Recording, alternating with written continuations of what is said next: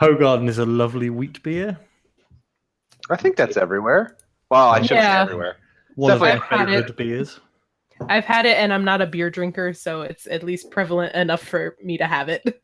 Yeah, It's quite pretty banana-y, so if you like your banana. Yeah, I didn't hate it because it did taste like bananas. It's not super. It's not held in super high regard here. Everyone can see you, but we're not live.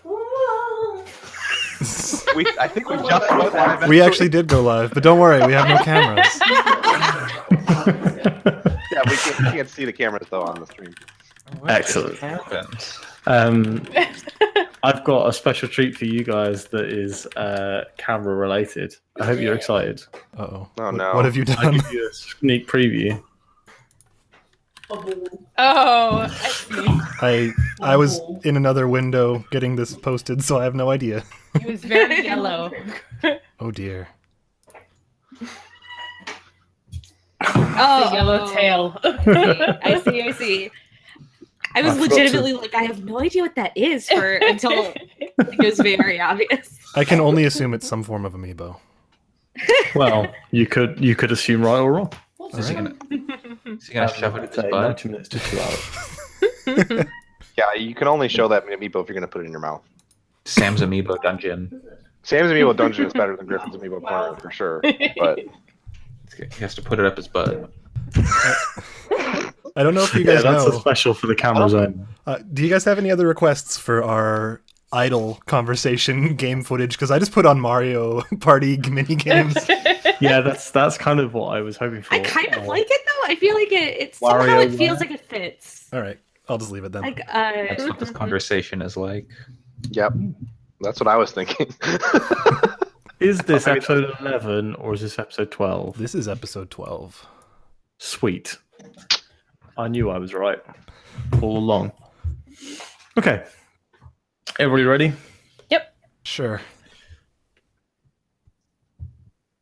Hello, everybody, and welcome to episode 12 of Gaming Fix, the first, best, and only podcast recorded by 6 internet friends on the internet talking on the internet.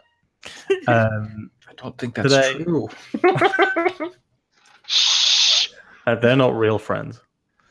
Yeah. Today, we are going to do our standard podcast. So I'll tell you a little bit about the rundown first. But first, I'd like to tell you who is involved today. So today, I will be your chairman, Sam Harrison. We've also got on board the Good Ship Fix. Sorry, Pat made a face and I had to laugh at it. On the Good Ship Fix, we have our helmsman, Alex Galinas. I thought you called him Matt Pat, and I was like, that's a weird name.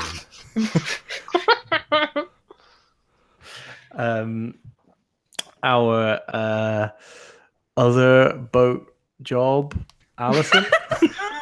Swabber of the poop deck. Ask Pat if Pat knows about boats. Maybe. Andre knows about both. Telling me. Yeah, ask Pat. He's been telling me a bunch about boats. I know what an aft is now. I didn't know that before. Wait, Yeah, sounds I like didn't know. ass. Is this the nautical Remember. fix now?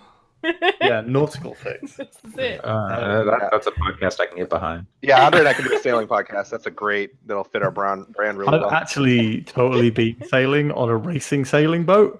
Oh yeah. So then the three of us can do it. One time, about I 9 did years it. ago. I did it for a while. Ooh. Next up, we have got our bosun, Andre. I like catamarans, and I once spent a week on a boat in the San Juan Islands. Wait, like a week straight on a boat? Yeah. Damn. It was like a high school graduate trip. Me and my friends. We spent a week on a boat. Dang. And we have the coolest catamaran, Erica. Oh, me. Thank you. I've been in a kayak once, and I went I wish that was rafting the end of the once. story. Just like, I've been in a kayak once, and then you're just like, yep, That's pretty much it, honestly. Yeah, I was in it once, and then I also went river rafting in Scotland when I was there. That was pretty cool. We went through J.K. Rowling's backyard. That was awesome. Did she know? Yeah, the guide pointed it out. Did she try and ruin Harry Potter for you? This was that by, way after Harry Potter ended, I think. So No, I don't mean like spoil it. I mean like ruin just it ruin by, it? by saying some bullshit. well, I didn't see her. I just saw her backyard. That's like 95% of what she does nowadays. She just keeps talking about it and won't stop. You sound like my dad. She just keeps talking. And next up, we've got our cabin boy, Pat. I think I've been on like 40 different canoes, at least 3 different sailboats, several water taxis, a couple of kayaks, and a cruise ship. Dude, kayaking is great. It's awesome. Yeah. I went on a cruise with my family. It was like a Disney cruise. And then it's a big red boat. I don't know. I think it was a Disney cruise, but then they had like Looney Tunes characters. I was like 4 and I wanted Bugs Bunny to tuck me in, but then like someone else came and then I fucked up. like freaked me out. And so I cried a lot. Let me tell you, if I was expecting Bugs Bunny to tuck me in and a different Looney Tune came to tuck me in, I would freak out. Like, Also, Yeah. I've never been on a cruise. I've just been on a cruise ship. I've been on one cruise, but it was a metal cruise. That sounds great. It was literally metal music until 4 a.m. every day. It was great. Oh my god. Anyways, Video games. Yeah, video games, Yay. not boats. Sorry for everyone who loves boats. So I've got another running order today, and I want to run straight through. I haven't told everyone what's happening. First off, we're going to have a little bit of a rundown of one game that each of us have been playing this week that we think is really cool, that we'd like to share with you, or is bad, or is funny, or such like. Then we're going to have the return of the Daily Fix quiz. I'll give the scores out for anyone interested, although the cast members have already had theirs. And finally, we're going to run into news, as we always do. So first up, Alex, did you want to talk about your game? yeah, absolutely. Buckle up. We're going to be here for all of about 30 seconds. I did not play a single game this week. I did not touch a controller or a keyboard in the sense of playing a game. Did not have time.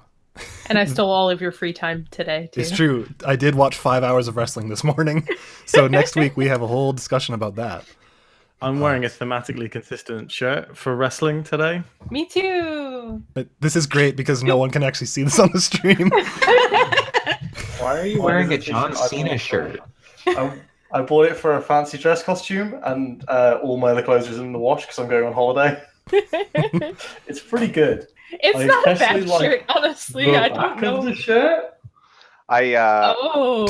Okay. Where did you go? I can't see you. Yep. It says for Oh, the no. audio listeners, it says give I up. wanted, Yeah. I wanted to buy a John Cena Snuggie thing earlier, but that didn't happen. So, but yeah, no, I didn't play shit. I did watch a lot of streams That while sounds like doing you a lot played of a work Dump in this the week. Dark. I should have played it. But yeah, I watched a bunch of streams. So I probably watched about 3 hours of Sea of Thieves and probably an hour of A Way Out, and didn't watch any Ni no Kuni, but I know what happens at the start and it sounds hilarious. It's pretty good. We'll get to that. Yeah. So, Speaking of getting to that, Andre. yeah, Oh, let's get okay, to that. Let's get to that because yeah, that starting let's get scene to is so that. crazy. Yeah, so I've spoilers for the first 30 seconds of Ni no Kuni 2. It's like the president of, I think, the US, based on like the seal in his limo, is like driving over a bridge and like, oh, we're almost there, Mr. President. And then suddenly, like, you see a missile fly overhead over this city and just like nuclear explosion. And then he's like outside the car laying on the ground, and then he starts to sparkle and disappears.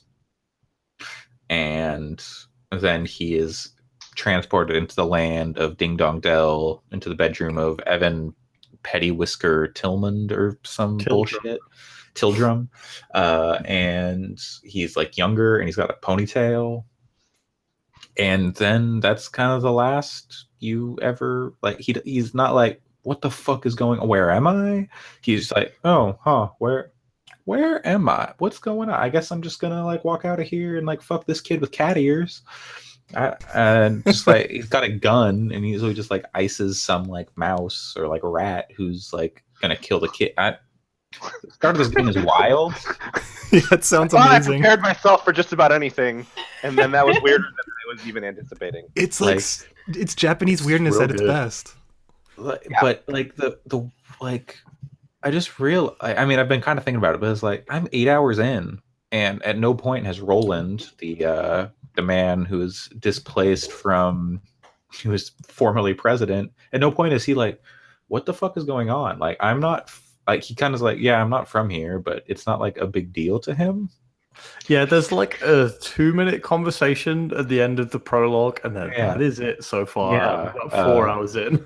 That's really And weird. like he uses his, like, you know, experience as a world leader to help Evan kind of build his new kingdom, and you're like chief political advisor, but like They must revisit that at some point because that seems they like must, but too disjointed for people to be praising the Well, story yeah. as immaculate for them to never touch that again. yeah, well, because if you've played Ni no Kuni, the first one, you're like in and out of the real world and the Ding Dong Dell the entire time.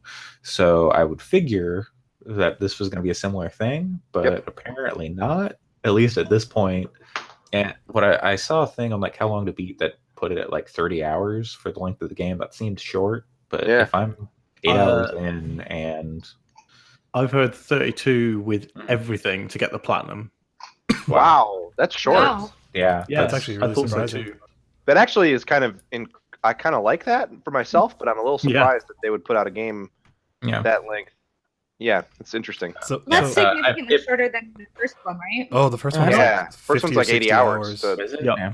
50, 60 for, well, it's for because the critical path. combat in this one is so much Better. better. That's what I was going to ask. Is it's a the lot combat is the combat tolerable? Oh, it's actually pretty fun. If you Okay. There's not a ton of depth to it as far as I can tell at this point. I mean, you can kind of just mash through it, but you get to run around and it's all active, where I feel like there were a lot of menus in the first there were. one. It's been a while. I actually Yeah. liked the combat in the first one a lot. Just Pokemon, wasn't it? It was basically, but it wasn't turn based, so It was like real time, but yeah, Yeah, you like it ran was- around and did menus. It was a lot like Star Ocean's combat, actually. it was a lot to keep, keep track of, and like it didn't control particularly well. I felt like it wanted you to do too much at once. It was like a very small scale RTS almost, but on a controller, so it was difficult. And terrible controls for your party. Mhm. Yeah. So this one, you can, like the first one, you can switch between all your party members. Just like push down on the D-pad, and you'll switch to the next party member. And then you're just, light and heavy attack with square and triangle, and then hit R2 to do like your special abilities. So that'll bring up a menu. Then hit square, triangle, circle, or X, and you'll do your special abilities. And so those have like elements and stuff on them. And yeah, Have they you do damage. Have you but- used any special abilities outside of boss battles? Because I definitely haven't. Oh yeah, no, just to like, you get ones that like will do area of effect, so you can just like clear out enemies real quick. You build up MP just by like attacking or getting hit, so there's no like having to manage that. You can like use items to restore your mana if you like need it for like a boss battle or something. But yeah, it's pretty fun. I look forward to playing more. I'm not super into like the kingdom building stuff. But that's just like personal preference. Other people who've played it seem to really like it. But there's a lot of just like, oh, hey, I want to join your kingdom, but first you gotta like go get me this stuff. Like, I'm a king. Like, you don't tell me like, oh, I'll come to your kingdom, but first you gotta bring me some like green thread. Like, what? What? That sounds like a JRPG. If, I am happy to go slay a monster for you. That like, this tough monster. Like, okay, yeah, no, I'm kind of a badass. Like, let's do it. Let's go kill this monster and save your village. But then when you're like, oh, I need some green thread, otherwise I'm not going to come to your kingdom. Like, what? I haven't got to any of the kingdom building stuff yet. I literally just did my first skirmish about 10 minutes, half an hour ago, and then saved the game. So I've just got Lofty and Batu, and I've just done the first skirmish, and then I saved and turned the game off. Yeah, that's literally where the kingdom building starts. So Yeah, I think I've got basically. I think there's only one menu not unlocked on the main menu for me at the moment, so I'm pretty much there. I'm really enjoying it as well. Yeah, you did the skirmish, I think that'll unlock that last menu.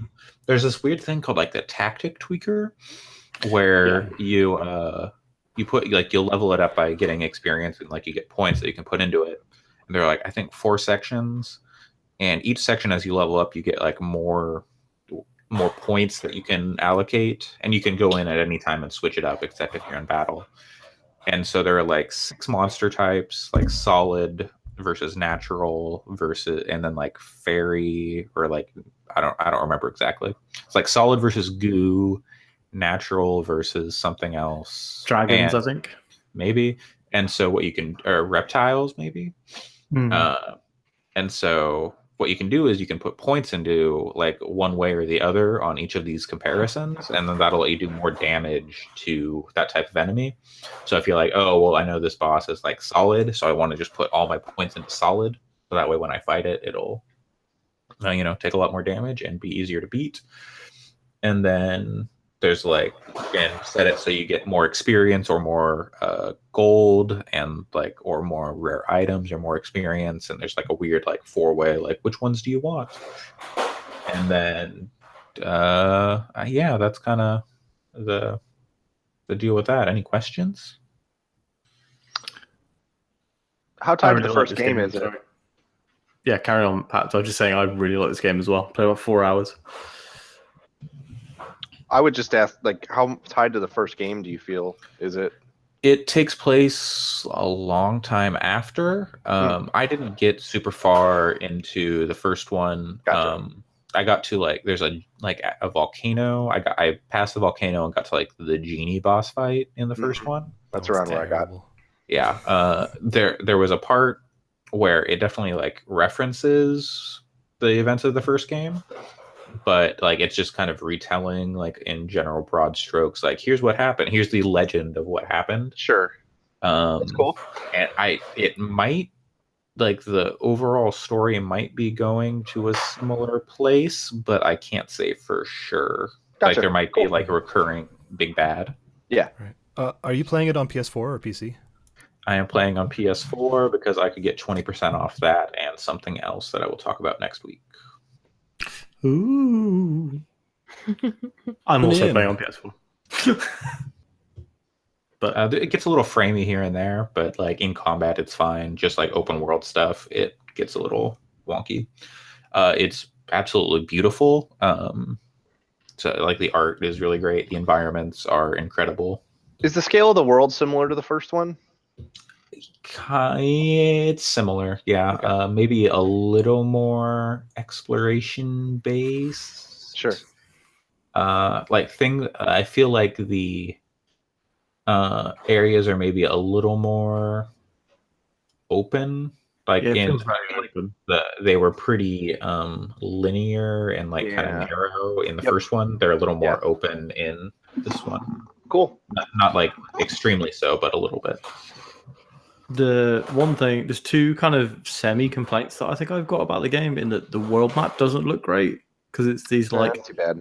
Little chibi characters. It looks quite early PS4, late PS3 sort of thing to me, almost. It looks like a world of Final Fantasy as looking chibi characters, which is weird.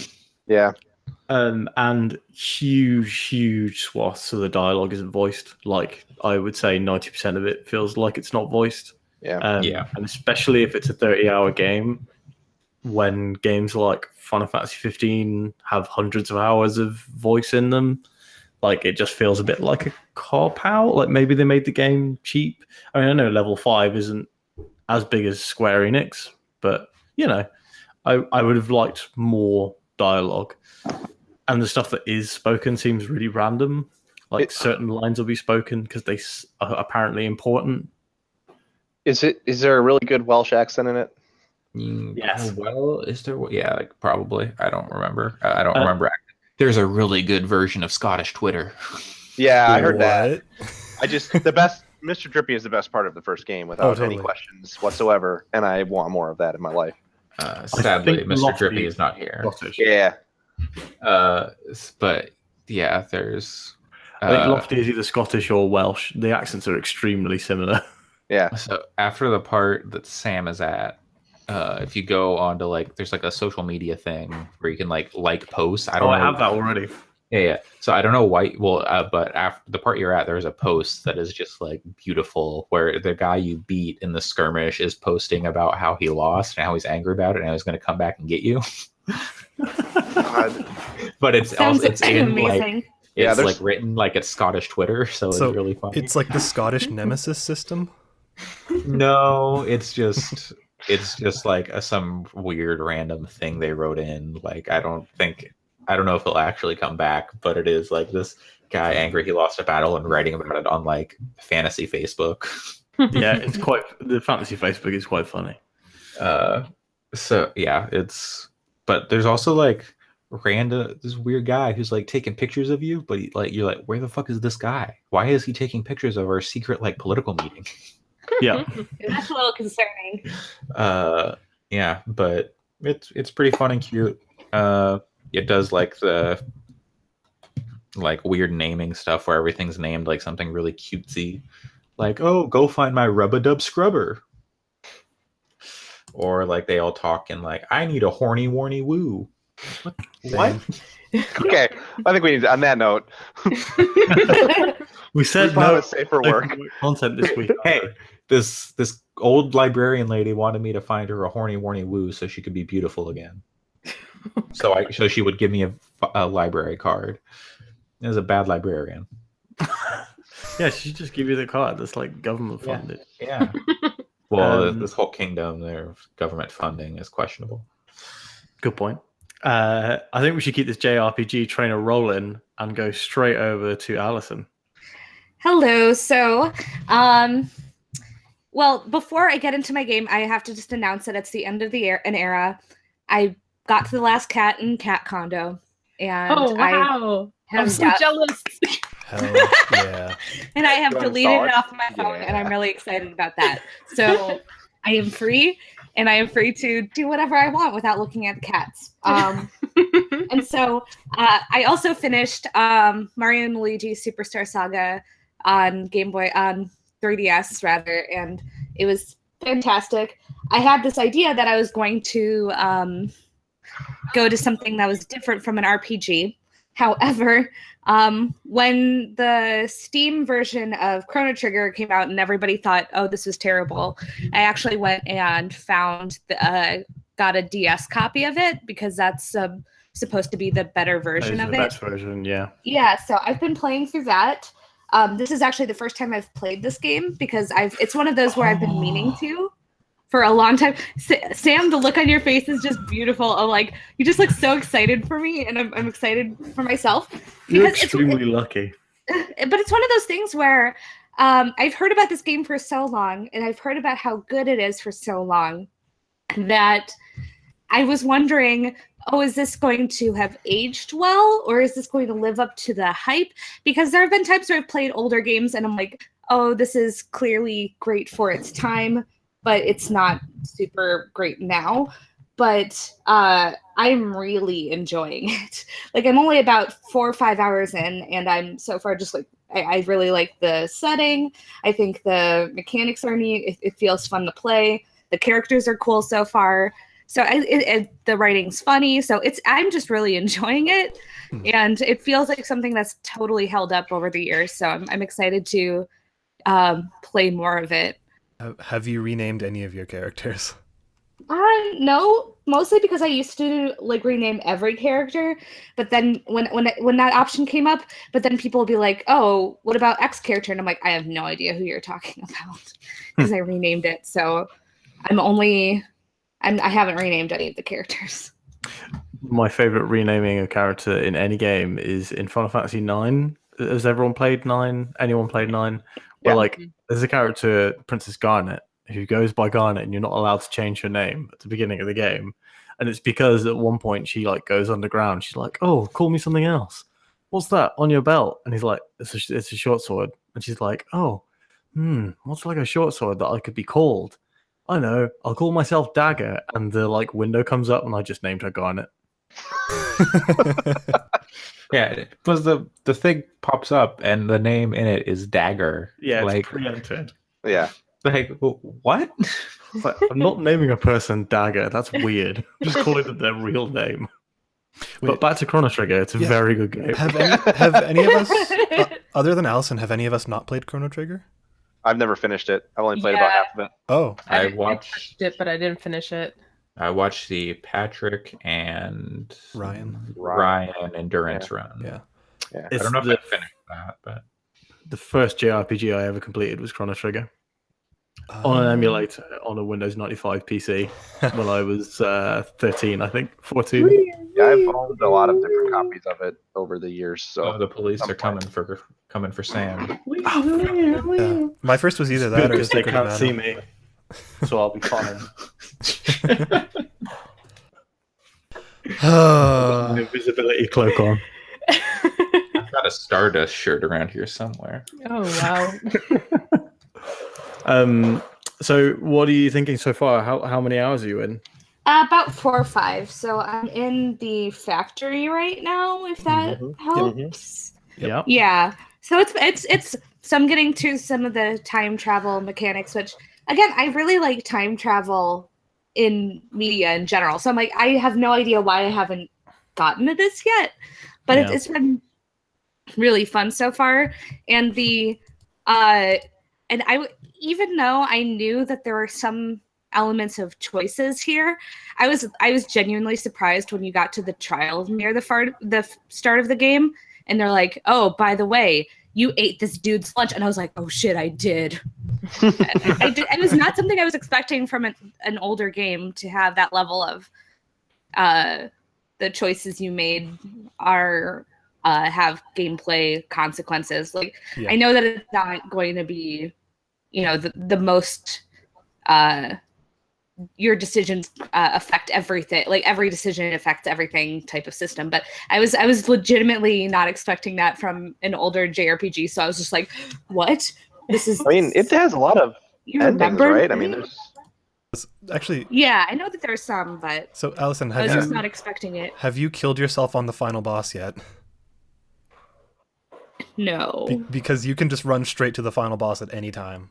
Oh my gosh, that's amazing. Yeah.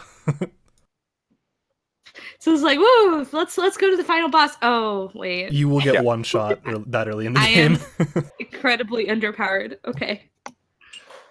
Cheat engine. Game Um, Shark. That's more the time frame. Speaking of a game with a great story and meaningful consequences, Pat, Yeah. you've been playing something that isn't that, in my Yeah. opinion. no, it doesn't. Well, yeah, it doesn't really have either of those things. I feel like before we say the name of this game, I want to read the text chat that I sent to a friend, which described our half an hour of playing. Hmm. So I start off with, it was just a crazy burgeoning madness engine. Me and Pat got attacked on another boat by another boat with 2 people on. We couldn't beat them, so we ran. When we ran away, we started bouncing and playing the accordion. Then I was like, this is my boat. What's below decks? And I found a grog keg and proceeded to get drunk. The game then became very difficult to control and the vision was wobbling, so I decided to shoot myself out of a cannon at an island. Whilst I was flying through the air, I was projectile vomiting. Then I vomited on Pat. We got attacked by a shark, and he vomited on the shark. Then we killed the shark, got onto an island where we were attacked by skeletons with guns. It was so crazy. I cannot begin to guess what game you were talking about. But yeah, it Yeah. sounds great. Yeah, so I got an So, advanced yeah, copy of Detroit Become Human. I was going to say that Dragon Cancer, but I've already beat with that. Oh God, I can't do that. Oh, that game.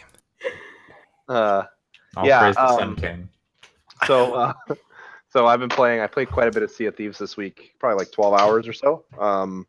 I played some solo. I played some with Sam. I played some with Erica. I played some with another friend.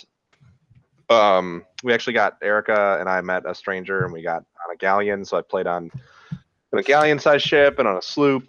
And I think I'm like one of maybe like 5 or 10 people on the internet that really emphatically likes that game. As I kind of expected, it's getting completely ripped to shreds on the internet. But I think it's a really cool game. I think it's like a game that people had weird expectations for. I don't listening to a lot of the podcasts that I love. A lot of people on them expected it to be more of an RPG, which I feel like they kind of had said it was not going to be like a year ago at least. And they kind of multiple times said during betas like this is the game, as people angrily yelled, "Don't think this is the game. There's going to be more." And it just no, it's the game. But I think it's really fun. I don't want to like beat it to death. I'm sure people listening to this have seen a lot of stream footage of it and have heard a lot about it. But I think it does something that I haven't seen in a lot of games recently, where the whole point of it is just to have fun and play it. It's not really about an end goal. There are numbers you can make them go up, but they don't affect your progression really at all, other than giving you slightly different things to do. But if you come into it knowing like there's 3 main activities, they're kind of similar, and you just goof around with friends and do them, it's great for that. I do think that a $60 ask for that game is about 3 times as much as it should be. But I also feel like there's so many ways to play it for free or for $10 a month that I don't know that it's surprising to me that anyone really was spending that kind of money to buy the game in the first place. So I don't know. I think it's really fun, and I think it has a lot of potential and room to grow. And I think that if you have friends, it's just like a great hangout and goof around game. Like I know a lot of people got that with PUBG last year, but for me, that game was too intense for me to really like chill out and chat with friends while I played it. Whereas this game, and like I've recently been really into Vermintide 2 too, because I have a lot of friends that have been playing it.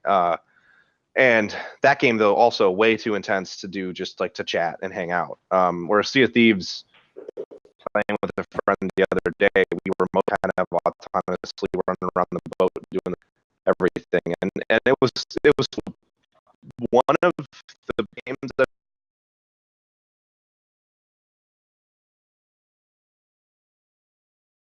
the water is really good.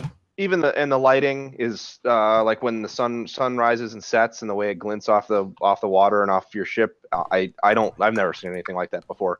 My previous favorite game visually was The Witcher 3, like on a nice, like really beefy computer. And I think that this game may have replaced that as my favorite looking game. And then technically too, I think it's just technically one of the best looking games visually. I know about this small indie game called Persona 5. Oh no, I mean I like style, but I don't. I like either Pixar cartoon art or bleak fantasy landscapes. Those are it. Those are one of those 2 things is going to be my favorite visual thing. Those are opposite ends of the tactics tweaker. They are, yes, yes. No middle sliders. Just wait till Cyberpunk 2077 comes out. I'm sure that'll be gorgeous too. Yeah. I think we're going to see some of that E3 this year. I don't think we will. I think we'll see another cinematic trailer this year. I think they've. That's something. Okay. So I played Sea of Thieves with Pat, and that's the only part of that game I've touched is what I played with you. Same. And I will say that I did not find it quite as peaceful as I think Pat did. I mean, we could obviously talk and do stuff at the same time, but I think I don't know how boats work as well as I thought I did. It's also, I played solo for about 5 hours before I played with anybody else, and that was a very like, it was stressful at first, but it was also like there was no one to see me fuck up but me. So during that time, I just like did everything by myself. And so now when I play with other people, it's really easy. In fact, almost to my detriment, because now I know how to do everything in that game, like kind of automatically. Mm-hmm. So like when I play with friends now, it's like, oh, we've landed on the island. Where's the treasure chest? Let's look at the map. I wonder if it's over there. And within like 30 seconds, I'm like, clunk, found it. It's on the boat. Let's go. So I have to like slow down so I don't do that stuff too quick. But it definitely has a bit of a learning curve. I actually think the closest comparison for that game, I said it on stream too, is Elite Dangerous. because that's another game that it's not as social. Elite isn't, but it's another game that's like a lot of people. It's very divisive. Like people, it's one of my favorite games ever, but a lot of people think it's pointless and stupid because there's no story or anything. It's all just, make money to get a bigger ship to make more money to get a bigger ship, and then you max out at the biggest ship before too long, and then it's like fly around in the big ship and shoot things. So it's you kind of got to be into setting a goal for yourself that you want to accomplish. I don't even like to use the term make your own fun because I don't think that's necessarily accurate. I think it's more like you have to decide what you want your eventual goal to be. And the game gives you a lot of triggers for fun. Yeah. Like the prompts. I don't know. The thing that happens that you have to kind of be into is like, I had numerous situations with friends where it was like, okay, we accepted a voyage to go dig up a treasure chest, and then we had like 10 different completely unrelated to the quest things happen that would be like, we ran aground on a rock and had to bail out the boat, and we almost sunk, but then we got out of it, and then somebody got drunk and fell off of the boat, and we had to try to come around to rescue them, but instead they got eaten by a shark, and then or like we encountered another ship on the ocean and couldn't decide if we should shoot at them or not, and then started yelling at each other back and forth, and then playing music on opposite ships. And that's all stuff that the quests are really just there to get you out on the water, and give you a direction to sail in. And then you kind of have to be open to having fun on the way there. If you're like, no, we got to get there, get the chest, and make the number go up, it's so not that kind of game. And it actually kind of intentionally, I almost feel like it intentionally pokes fun at that. I don't know how intentional it is, but there's like this mysterious stranger guy in the bars, in the outposts. They're in every outpost, and when you walk up to them and talk to them, they say, oh, I've got secrets untold. You must get your guild ranking up to rank 5 at all guilds, and then you get it to rank 5 at all guilds, and they go, they give you like a rhyme. They're like, now that you're rank 5, get to rank 10, but they don't give you anything. All they do is tell you to get to rank 10 next. So it's all very. It's very much focused on like, go have fun. Don't worry about your stats or your numbers or anything. Just have fun. I will say that the love this, Sam. I love this. The reward balance is really bad.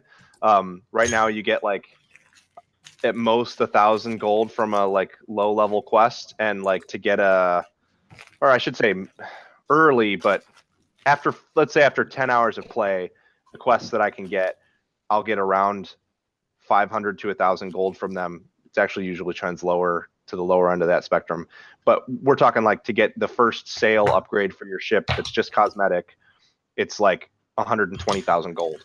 So like you kind of have to grind for like 10 or 20 hours to get anything. Oh, sorry. And that can be a bit of a like, I can't put. I didn't get one that's like 15K, and I've made like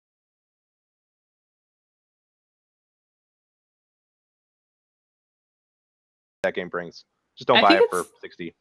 Yeah, I think it's a very funny game. I think it has a lot of funny components, like the music syncing up. You just go and dance and play music with your friends. You get drunk and fall off the boat. Like there are moments that cause things to be funny, I guess, but like it's not necessarily. I mean, it's aiming to do that, I guess, but it's not feeding it to you. Yeah. It's a great example too of a lot of people. It's a problem that I think like gamers have in general, where like people wanted it to be a pirate RPG, a deep pirate RPG with stats and lots of it's an ASMR podcast today. Wanted it to be like a deep stat-based pirate RPG, and that's just never what it was going to be. And everyone said this is never what it's going to be, and then people still, when it came out, were like, "This isn't what I wanted. Fuck this game." So why isn't this stat? It's like, that's not the game. Yeah, I don't know if it's so much that though. Like I said, I've watched three-ish hours of it. And I feel like in those 3 hours, I've seen like 80 to 90% of what the game has to offer. It seems like it's mostly a lack of content. Like it just seems like every time you're going on an island, the only enemy that possibly exists is some kind of skeleton. Like Mhm. it's either a skeleton that's a normal skeleton, or a ghost skeleton, or an armored skeleton. And like I think Yeah. people are just kind of bummed at the fact that like it seems really shallow, and a lot of people did spend $60 because maybe they don't follow Games Enthusiast Press and didn't know that they could get a 2-week free trial for Game Pass, right? They just went to the store. They're like, oh, Rare put out a new game. Let me get this new Rare game. And they're like, oh, I spent $60 on this thing. That's I don't know how many of those people exist that are paying attention to it being Rare's first game in a while and don't know the other stuff. But I do think there are plenty of people that could walk in and see the cover art and think that's pretty and cool and buy it and be disappointed. And I Yeah. get that. Yeah, I think that's more where the disappointment is coming from, just from gauging reactions and stuff like that. Like, I haven't played it. I don't think I really have an intention to play it. So Sure. It's definitely not for everyone either. I don't think there is anyone who is not following Games Enthusiast Press who knows who Rare is. Yeah, I guess that was Say, kind of a lot of people. A lot of people played Donkey Kong and Banjo and stuff like that. Jet Force Gemini, Perfect Dark. Yeah. Red Fur Day. Yeah, I'd say there's a lot of people who know Rare. Viva Pinata. I played for like an hour, and like the only thing I really enjoyed was like the sailing. I thought they nailed the sailing, and Yeah. like, I got on a boat, and as someone who's like gone to sailing camp and spent a lot of summers playing pirates on little 1-2 person boats, the sailing's a lot of fun and like really intuitive as someone who knows how to sail. So I can be like, oh, okay, I go over here, set this, lower this, raise the anchor. Oh, okay, yeah, do all that. I have a friend who is really into sailing. He like would race every week during the summers, and he loves Wind Waker because it has sailing. I'm like, what is wrong with you? The sailing in Wind Waker is trash. Hey, it's fine. It's just fine. The sailing in Wind Waker is garbage and might as well not even be there. So I Wind like the Waker- sailing in Wind Waker. Wind And I like Waker might as well- there's parallels there. Wind Waker might as well not even exist. Man, that's the only 3D Zelda game I like. Well, then it's not much of a loss. You just It's don't. no Majora's Mask, but it's a good game. No game has any Majora's Mask except Majora's Mask. Yeah. Anyway, so this is like I could see my friend who likes sailing really enjoying this game just because of the sailing. Because like I enjoyed sailing, but being in Japan and like time zone stuff, it's hard to get like people interested in playing it who are available to play. Yeah. So I like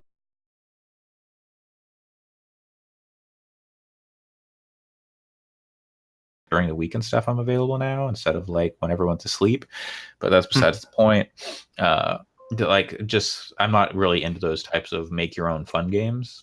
If I'm there was usually not. Yeah. If there was I don't know, you've been into like Subnautica and stuff recently. Subnautica so- is not a make your own fun game. I understand that people think that is super not the way that game works, but it kind of can look that way from afar. Yeah. I think. But yeah, so like I could definitely see where they could take this game and make it really cool. But it definitely feels like this is like launch No Man's Sky, and like they like there are definitely like things that are cool. Like you can actually do multiplayer, which is awesome. Like I ran into some people on the beach, and then we just started like running around and jumping and playing music with no mic communication. It was just like, oh hey, we jump around. But I'm looking really forward to when this game completely falls out of like it's going to come down to whether Microsoft has faith in Rare's ability to keep working on it. I'm really looking forward to this game fading away so that everyone stops talking about it, and then it can just kind of like go off quietly with a small passionate community, and Rare can work on it. And if they don't add a ton of stuff over the next several months, then I will not be praising that game. But I think that it was a bad game for them to market as heavily as they did, because it's super not ready for a large mainstream audience. That is a game for a very niche audience. And I think it's I think it's unfortunate that they didn't pull back and say like, it's going to be included in Game Pass, and then like we're not selling retail copies for a while or something like that. I think that's them putting as much faith into the launch version of it as that they did is incorrect, I think, on their part. I think it should have been free with cosmetic microtransactions. I agree. I think this game would have been way more appealing But at free. even then, like I feel like there wouldn't be enough. I mean, like I don't know. I feel like there isn't enough for me to be like, oh, this should be out now. Like there's one enemy type, and like I don't think it's a bad game, but I feel like they need more there. It's ironically very shallow. Yes, yes. It feels a lot like the beta for Destiny 2, which had like 4 pieces of content, and you could do multiplayer, and it like was half the game. And I guess the thing I don't have a coherent argument to like argue this, so I'm not necessarily trying to launch this as a point of conversation for now. Maybe later in the year we'll have that conversation, but this game kind of gave me a moment of like a personal epiphany where I was having fun and I was like, but what's the point of all this? And then I stopped and was like, well, I'm doing a sort of the mechanics that I'm engaging in a diverse set of like, I'm controlling sales, I'm managing like dropping the anchor at the right time, I'm rotating like at a core level, like what am I doing with the button presses that I do? And then I thought about like, okay, and there's like no real gameplay progression, but there's cosmetic stuff and I have this range of stuff I'm doing. And then I thought about it, comparing it to Destiny of like, what do I do in Destiny? I pull the left trigger and I pull the right trigger. I pull the left trigger, I pull the right trigger. That's all I do over and over and over again.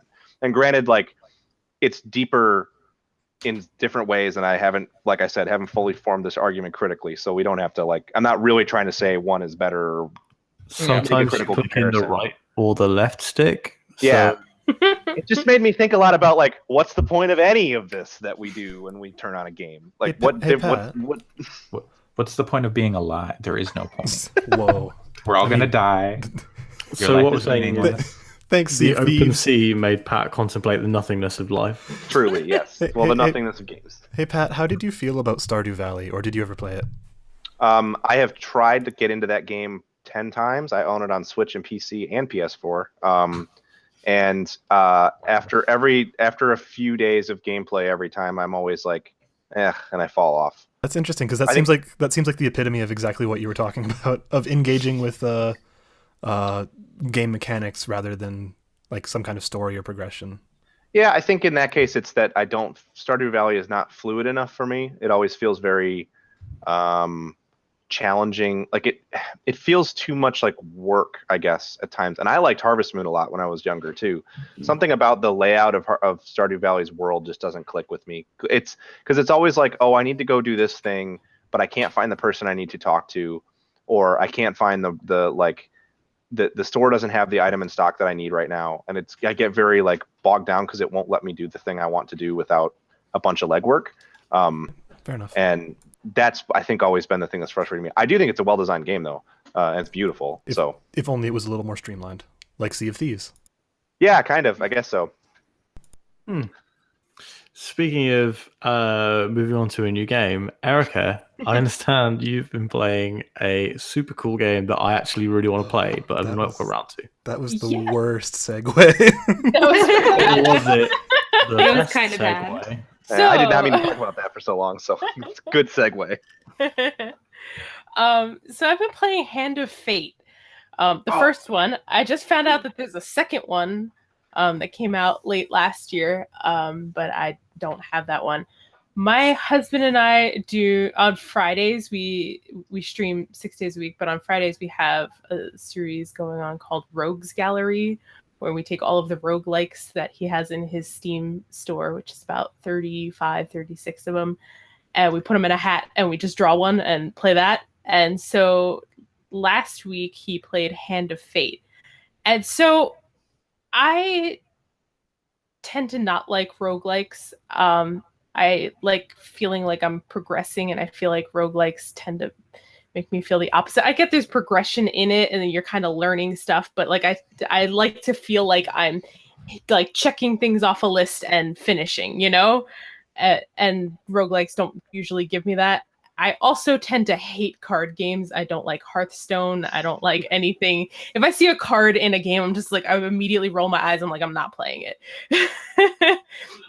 And so this game, Xavier was playing it, and I was watching it, and I was very surprised the whole time.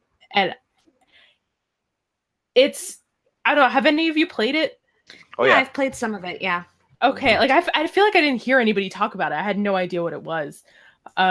So the game is kind of like, thematically, it's Dungeons and Dragons. You have kind of like a dungeon master guy who walks you through everything that's going on.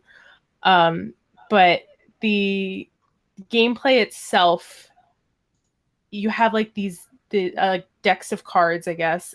You can build your own deck. I haven't really gone into any of the deck building stuff yet, but the decks themselves kind of are. I mean, the cards. That's kind of what you get through each playthrough is you get more cards, and more types of cards that you add into your deck, and the dungeon master kind of puts in the negative cards, I guess.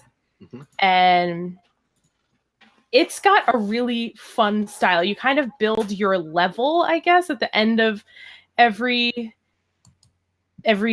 few turns or whatever. You have a level, and in those levels you play Batman style combat. And you have like the different cards, and the cards on them have different enemies, and they actually put the cards down on the level. It's actually a really good look, and then the enemies kind of emerge from it. And on your character you put like the cards that have like your different weapons and your shields and stuff like that, and it actually looks really, really nice, and I like the way it looks a lot.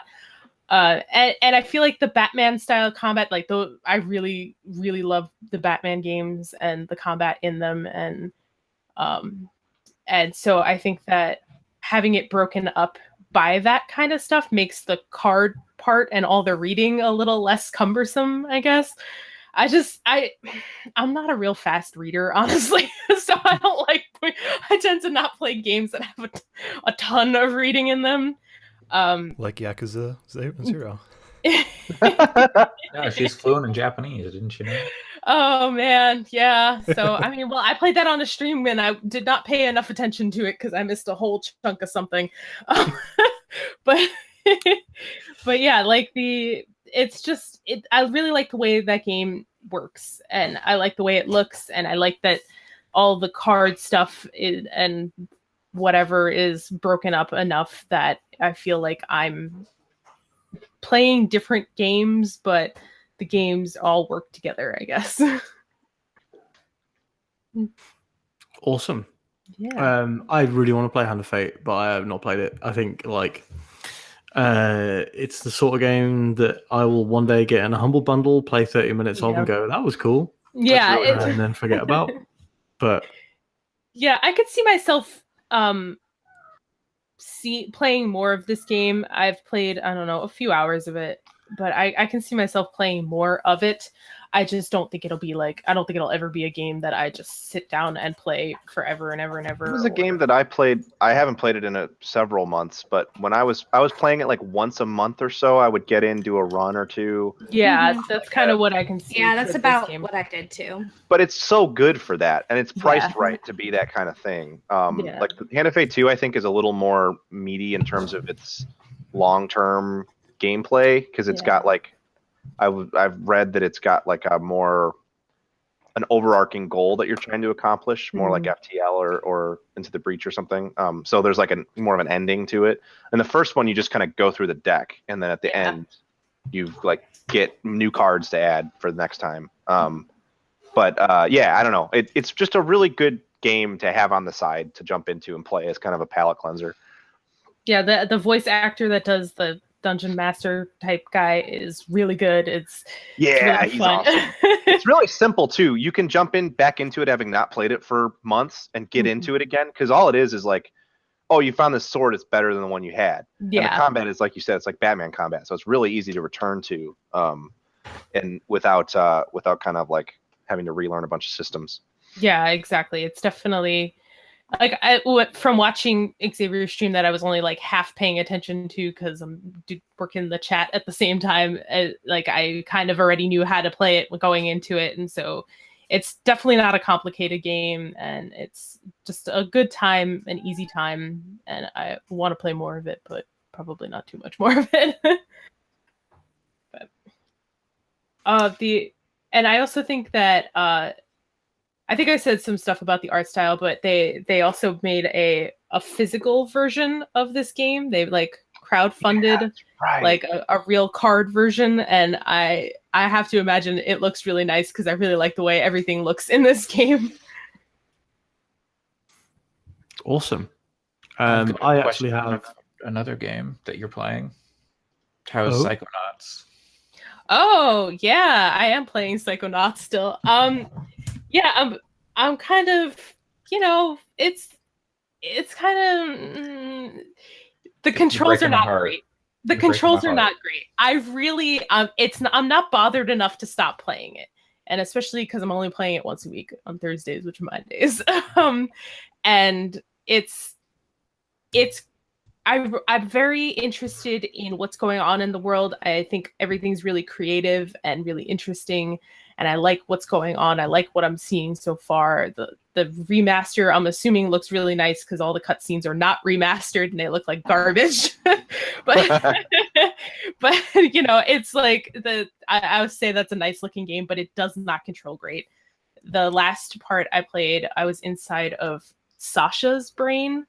And he's like the genius guy who's got like a lair in the basement, and it's like his level is like a giant cube Right. with like sensors, and so that was supposed to teach me how to like lock on and shoot, and the whole time I thought the locking on was terrible. It made like I was trying to lock onto stuff that was in front of me, and it would lock onto something that if like behind me, like 180 degrees behind me, and it would be stuff that I couldn't even shoot and have an effect. It would just like lock onto like a platform or something with nothing on it, and it was not real good. But I kind of just wished like there were like crosshairs in the middle, and I was just shooting instead of locking on to shoot, because I don't think the locking on is good. I could have sworn there was like a third-person aiming mode, like a over-the-shoulder type thing that happens, but maybe not. Maybe I'm misremembering. I don't know. Maybe they'll teach it to me. I don't remember having issues like what you just mentioned, but it's been a while since I played it. That's a bummer. But that game is still really cool looking. It has a lot of nice ideas that I'm excited to see more of when I get to it. Would you say you're liking the Tim Schafer-ness of it, but maybe not playing it? Yeah, there's like, I think that game's like a little bit before its time. It talks a lot about mental health in ways that I feel like you wouldn't necessarily expect to see from a game that old. And yeah, I think I'm enjoying a lot of the writing. I'm enjoying the world. I'm enjoying the way it looks and whatever. It's just the controls are not great. I'm constantly missing jumps and mistiming jumps, and it's just not fantastic. You are describing how I felt when I went back to Alice Madness Returns. Like, How would you feel if that game talks about mental health? That's I maybe, yeah. Yeah, let's leave it there.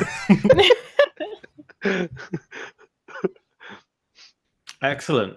Speaking of leaving it there. So yeah, such a good segues week this week. Pure quality. Real Drinking quick, is really just yeah. Yeah, I was like, oh shit, Sam's got to talk about a game. Yeah, I do have one left. Jesus for an Yeah, hour. so- yeah. Oof. Hand of Fate, real quick. You talk about the physical version of Hand of Fate. Pat Yeah, I sent us found a screenshot of it, or a It's screenshot, cool as hell. a photograph of it. I own the physical version of Gwent that came out with Oh, two. fuck you! I want that so bad. I have both versions that Damn came it. with the special edition Witcher DLC physical versions. It's cool as hell. It looks awesome, but I have never played it. It just sits in a drawer unplayed. So I have 4 Gwent decks that have been opened, looked at, and put away. Have you played the computer version? Like not the Witcher in-game version, but like the standalone? I played it quite a bit. Mostly because they got my loyalty because they had a really short queue at Gamescom the year that I went, and it was the first game that I actually put hands on at Gamescom. and me and my friend played like a round, and then the guys were like, "Do you want to play a few more rounds? There's not a big queue." And I was like, "Yes, please."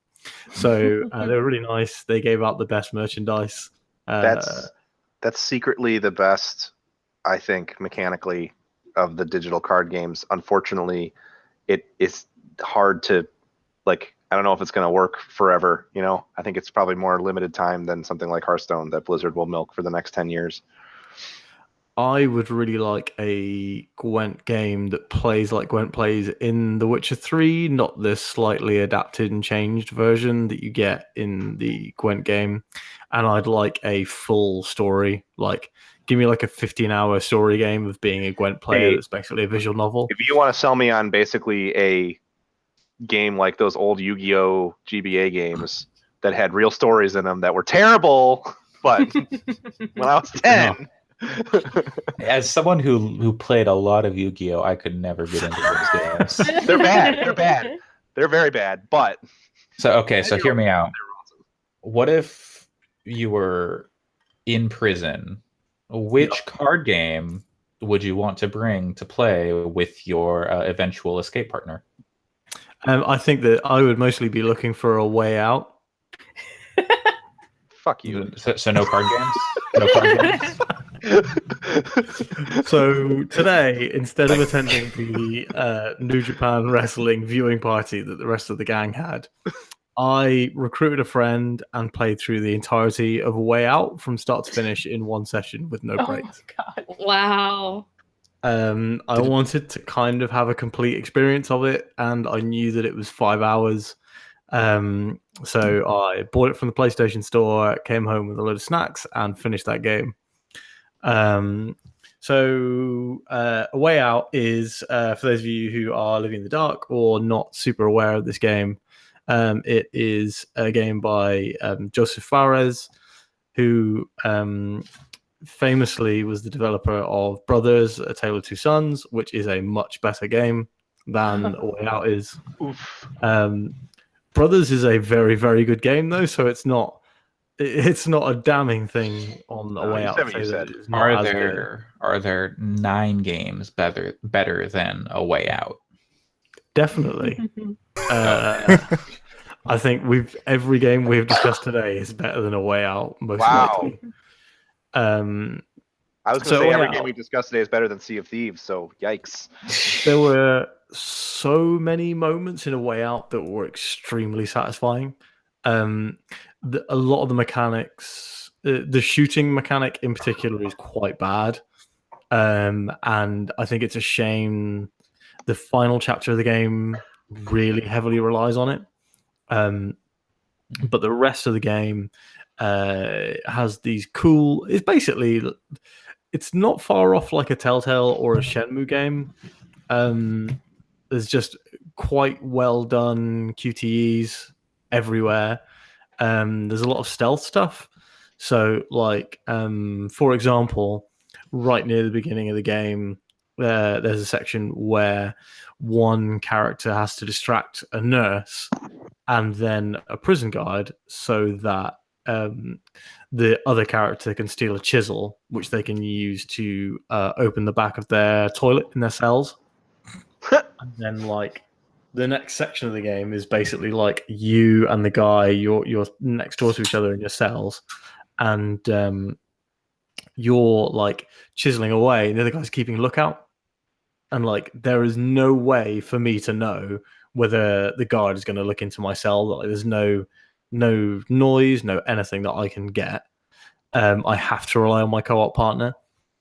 So but can't you see their screen? You can see their screen, but you won't see the QTE button prompts if you're looking at their side of the screen. There's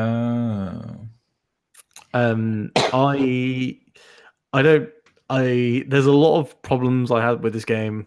So like the shooting, again, I'll say the shooting is quite bad, and they force you to do it for about an hour of the 5-hour runtime in this game. There's like 2 or 3 segments split apart. I didn't like the ending. the way it ends, I'm not even going to remotely spoil it here. Like even talk vaguely about it. I didn't like it at all. I felt like it kind of undermined a lot of the stuff that had happened in the rest of the story. But even and one other thing, Joseph Fares voices the character that I played, Leo. And there is never at any point any reference to the fact that English is not his first language and that he speaks with a very thick accent. Is he supposed to be American? Is this like a Tommy Wiseau? Like, I think it is very Tommy Wiseau. The character's name is Leo Caruso. He's got a very stereotypical prison Italian look. And I've watched a few Godfather movies, so that's kind of why I was going with it. He basically looks like a very stereotypical kind of like Italian American guy. Everyone treats him as if he is Italian American, but Joseph Fares' accent slips in, I would say, 4 out of 5 lines that he speaks. Oh no. It is fun. Sorry, just making sure my cat hasn't peed on the floor. This is a very weird sound. This happens every week, but I'm not normally speaking at the time. I'm like, oh god, what's he doing now? Anyway, so I would recommend this game. I would specifically recommend it if you can split the cost with a friend.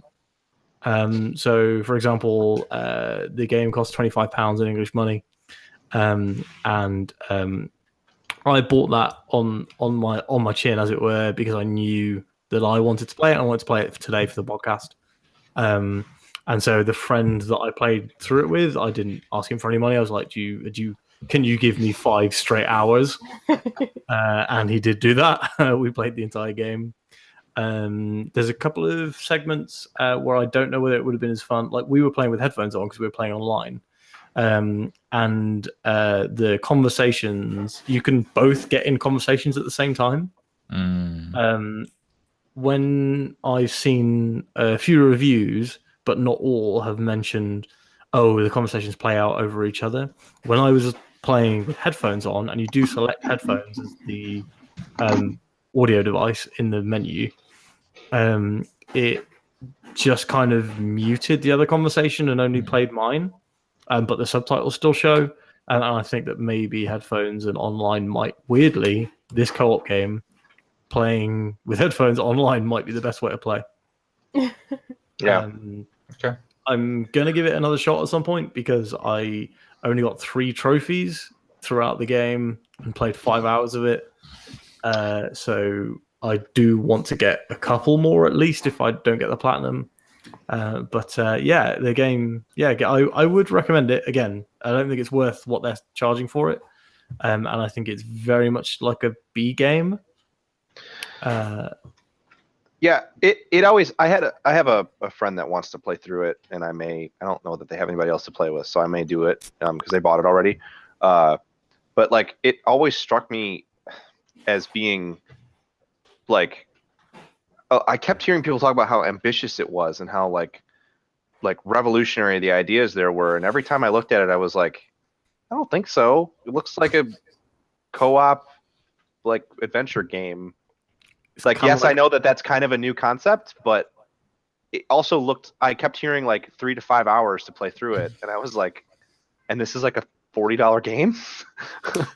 Apparently, looking at how long to beat, and based on my own timeline, in that me and my friend didn't fail any activities, it took us 5 hours and 2 minutes. Sure. And all the other reported times are about 5 hours. Yeah. Between 5 hours 12 for the speed run time, which I felt pretty good that we beat that. Yeah. And 5 hours 40 something for the average. I don't like to like try to because I'm someone who will defend like the walking simulator that's $20. You know, like I don't think that games have to be there has to be a certain length to dollar ratio. It just felt like it was gonna be disappointing, I guess. I don't know. I never really got the hook for it.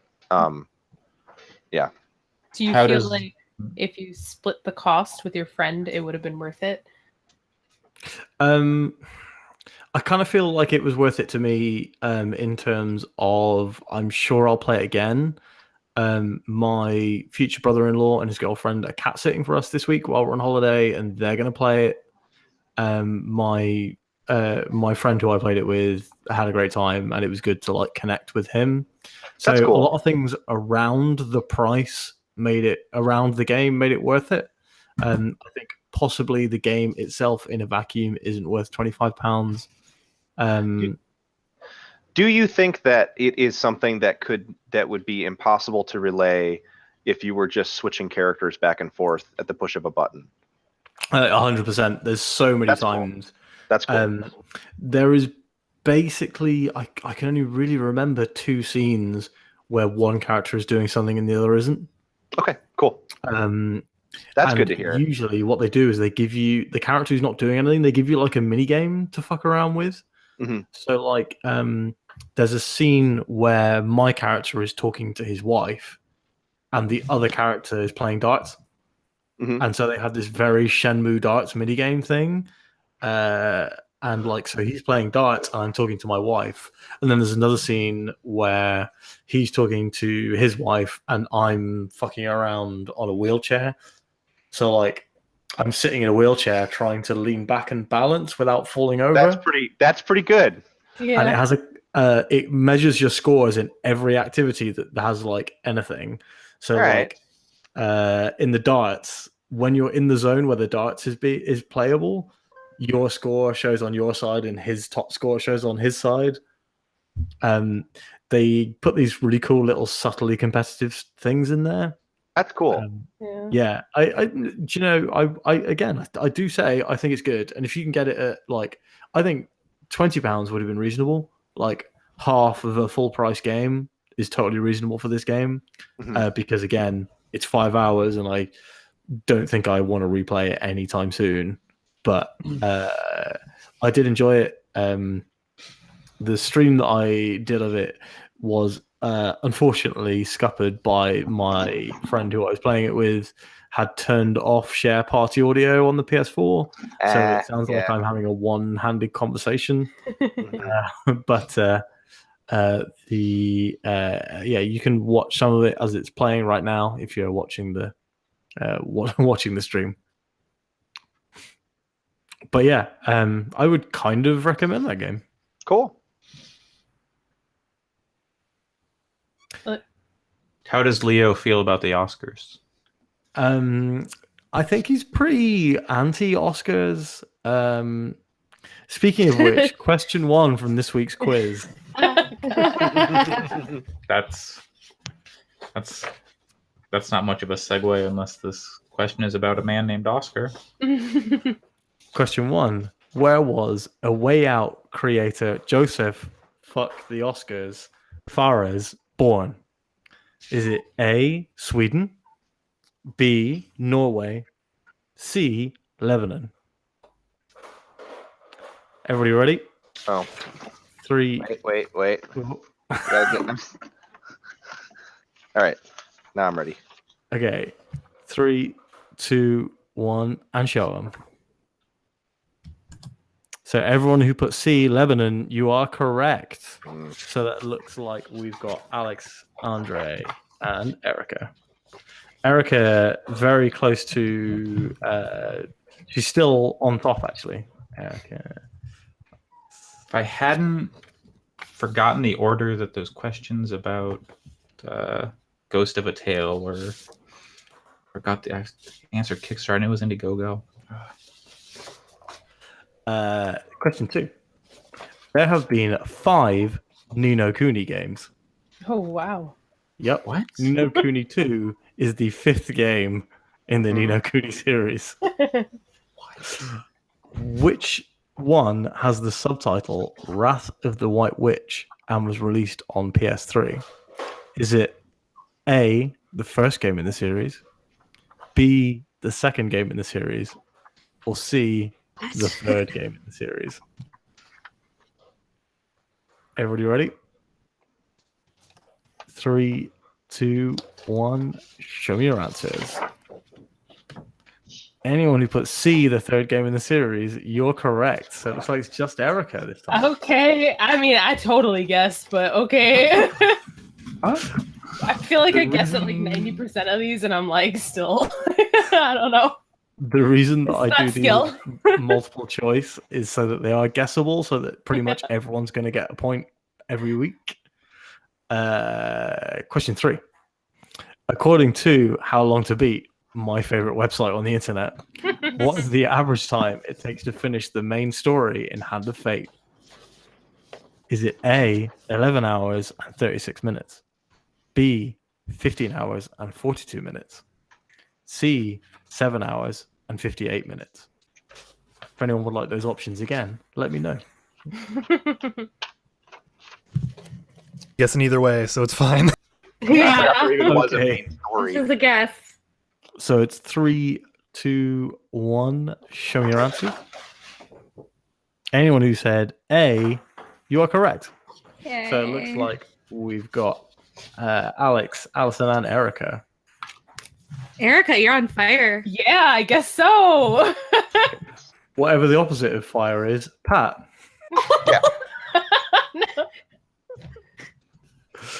Speaking of which, here's a question for you, my friend. Let's see if I can get it wrong. I Alice has managed to dismantle one of Barry's toys and bring it into the kitchen, so that's fun and extremely loud. The answer to this one, B. Very. Yeah. What is Sea of Thieves currently rated at on OpenCritic? Is it A, 65, B, 72, or C, 54?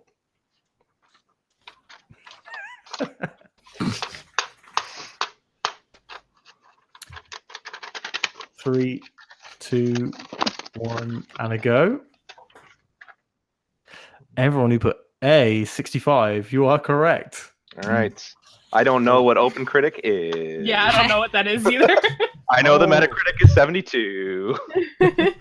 OpenCritic is like open source version of Metacritic that's not full of ads. It's like legit incredible. Everybody should use it. I use it as well. It's great. Yep. So that was Alex, Allison, and Erica from memory. Okay, final question. This would give Erica the clean sweep as she has not got a question wrong. That's too much pressure. Don't tell me this. What date does E3 officially start in 2018? Oh, God. This is because I didn't know what Allison's game was in advance. A, June 6th. B, June 12th. C, June 10th. Everybody ready? Wait, can you? Wait, can you give them one more time? Yeah. Yep. So A is June 6th. B is June 12th. And C is June 10th. Okay. Okay, that's a Nope, 3. Sorry. Yep. Do you want them again? What was B? B was June 10th, 12th. Oh, God. Okay. So that's 3, 2, 1. Show them.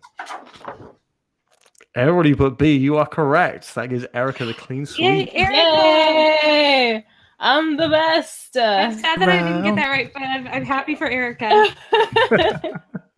I guess. So- That puts Erica in the double digits on 12. Ooh. I think Andre and Allison were on the same. They were on 6. So that puts... in fact, I'll just get the actual scores up here so I can actually be sensible. But yeah, so I know Erica's on 12 because I remembered it being 7, sorry. Okay. So Erica, you're on 12.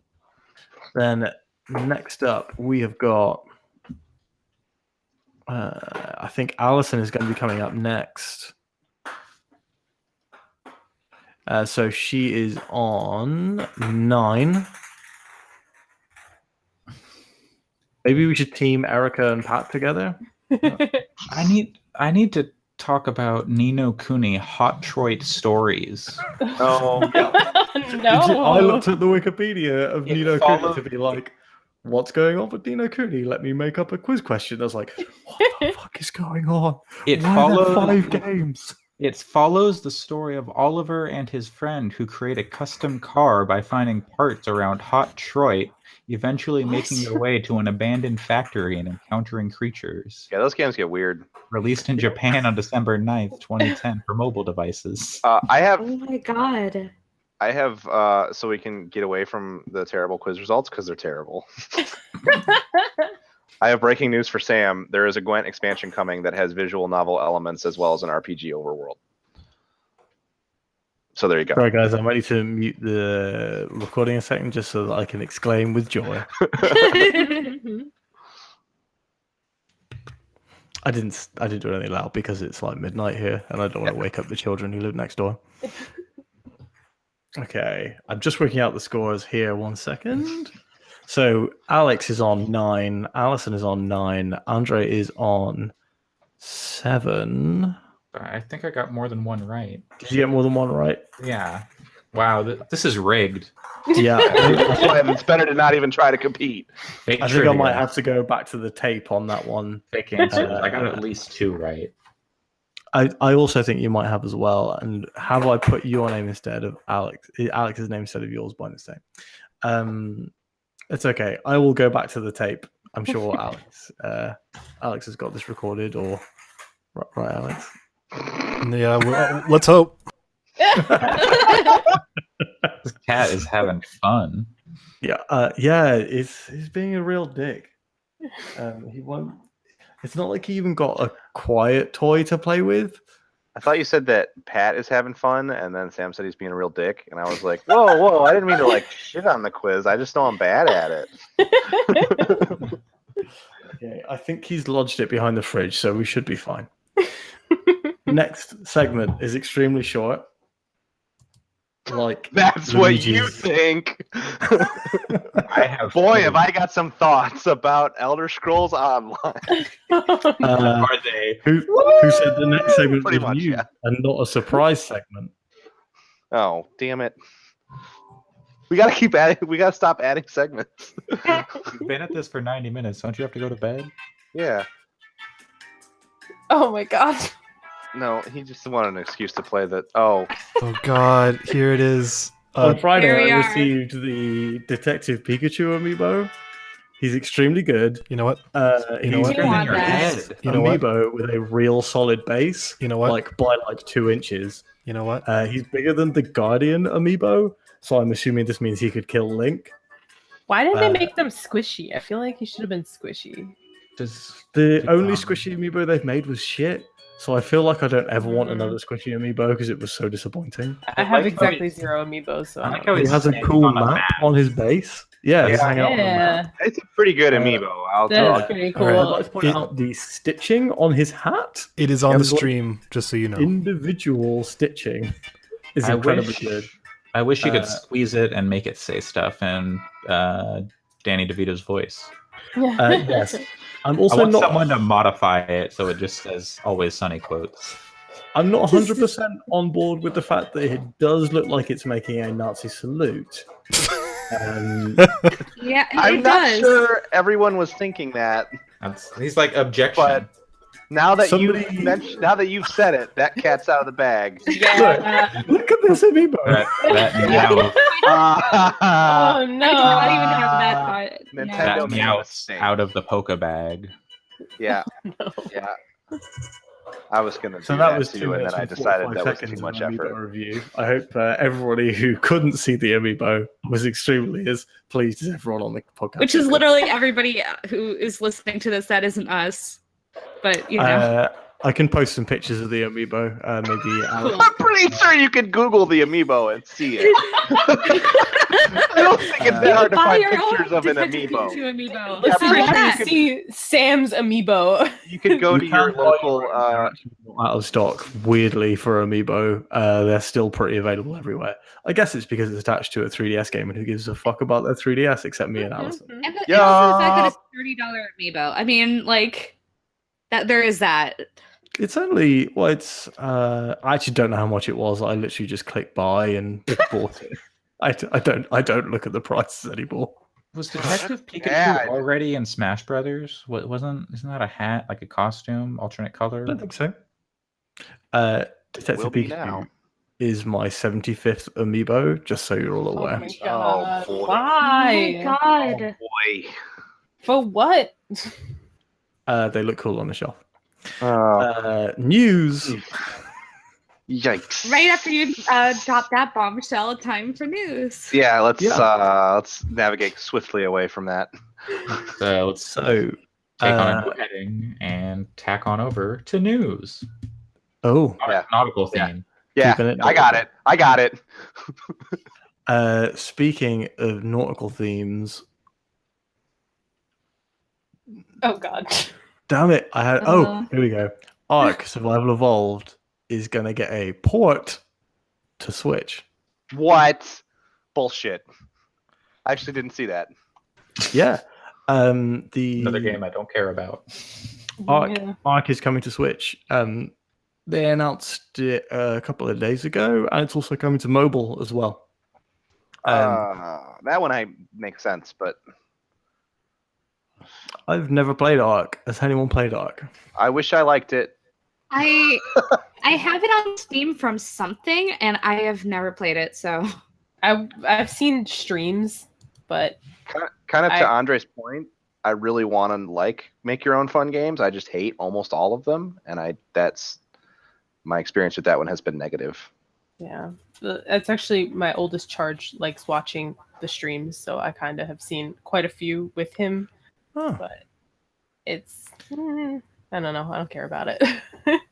Yeah. I liked the Monster Factory with it, but Yep. that's about it. I like watching Vinny Caravella from GiantBomb.com play it, but it's Giant.com, is that a website? It's a website about energy drinks. Yeah, good, excellent. And anime. And definitely anime.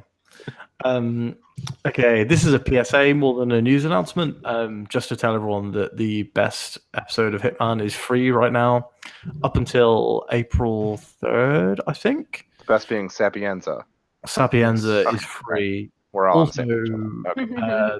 the first episode is free. So basically, 2 episodes of Hitman are now just completely free for anyone who wants to play it. 2 episodes of pretty rad. 2016's Game of the Year. Yeah. Yeah. And there is also they're reviving a new elusive target, and the elusive target for Sapienza for this week is going to be the Guru live for 10 days from Friday. So if anyone is super hype on Hitman or is not super hype on Hitman, you should replay because it's a really good game. If you're not super hype on it, you're wrong. Have they already brought back Gary Busey? No, I do not yet. know. The If you Guru is a buy very good the- one, though. If you buy the special edition, you get all of them again. Gary Busey was one of the few elusive targets that I did accomplish. So, I mean, I can't do them again anyway, but still. I had a plan to stream every elusive target when I got Hitman, the Game of the Year edition that came out with like everything all on it. And 4 in a row I failed on and didn't upload, so I just stopped doing it. This is tough. The first one I failed by accidentally walking into the room she was in 2 minutes into the level. So that was a good time. Yeah. Did you finish the game first, or? Yeah, I had fully finished the game, done loads of the optional side missions. Some Giant Bomb fan, I believe, made a Hitsmiss style challenge generator on Twitter, and it's pretty cool. I've done a few Very of them. good. It's fun. Yeah. She I think- Zanzibar. Yeah, that Best of Giant Bomb is maybe one of my favorite ones. That and the Hoop God from E3 2 years ago. Uh-huh. Wouldn't you call me? Andre, hoop. the Hoop God, Cole. Next up, Ubisoft have fended off Vivendi's takeover bid through Tencent partnership. So, as many people may know, Vivendi, in super interesting stock market news, have been trying to hostile take over Ubisoft for an extremely long period of time. They held a 27.27% stake in Ubisoft which didn't give them obviously any management influence or anything like that, but they still had a lot of influence there. Vivendi had previously Hostile taken over Gameloft, which was founded by Yves Guillemot's brother. Yeah. And basically they took over Gameloft and gutted it and made it shit. As anyone who's played a Gameloft game since can tell you, or maybe before. So the big news here, I think, really is that Tencent have acquired that stake. Not that full stake. They've only acquired like 5%. How much did they get in the end? That stake was broken up between like the Canadian Teachers Union pension. Yeah, fund the Ontario and Teachers Pension Plan. I think Tencent only got like 5%, and then that'll help. Like the theory is that'll help bring their games to China. Yeah, Tencent. Yeah, they're buying 5%. Regulations are loosening up on like Chinese game stuff. Like consoles are more readily available and stuff like that. Yeah, I've by complete unintentional, I don't know, confluence of events, I've become a big fan of Ubisoft games. Like AC Origins was great. Watch Dogs 2 was my favorite game in 2016. Well, you're wrong, because that was the year Hitman came out. Yeah, you were wrong. And Doom. More importantly, did you guys know that Vivendi was founded by Napoleon III? What? That's real. What? Oh, Yeah. I think you've been pronouncing it wrong. I think we mean Vivendi. Vivendi? Yeah. Vivendi? Founded in 1854 by Napoleon III. That's why they're so. That's why they like taking things over so much. Yeah, it all makes sense. Shortman complex is genetic. Oh man, speaking of Psychonauts. Wow. Yeah. That's What? That's super interesting, and I did not know that. Thanks for that little tidbit. Yeah, I just looked at the Wikipedia because I wanted to look at some information, and it's actually that Napoleon III too. That's You're kinda not cool. wrong. And I'm looking at this and I feel like I'm going to have to read this entire thing. I because know. I am fascinated That is by like wild. this is I've ever 100% heard. true. Didn't Vivendi Not buy talking. Paramount or something crazy? They had a big stake in Activision for a while. I don't think they do Yes. anymore. So I think the other big headline for this is that they bought into Ubisoft for about 800 million, 794 million in like more accurately, and it sold that stake for $2 billion.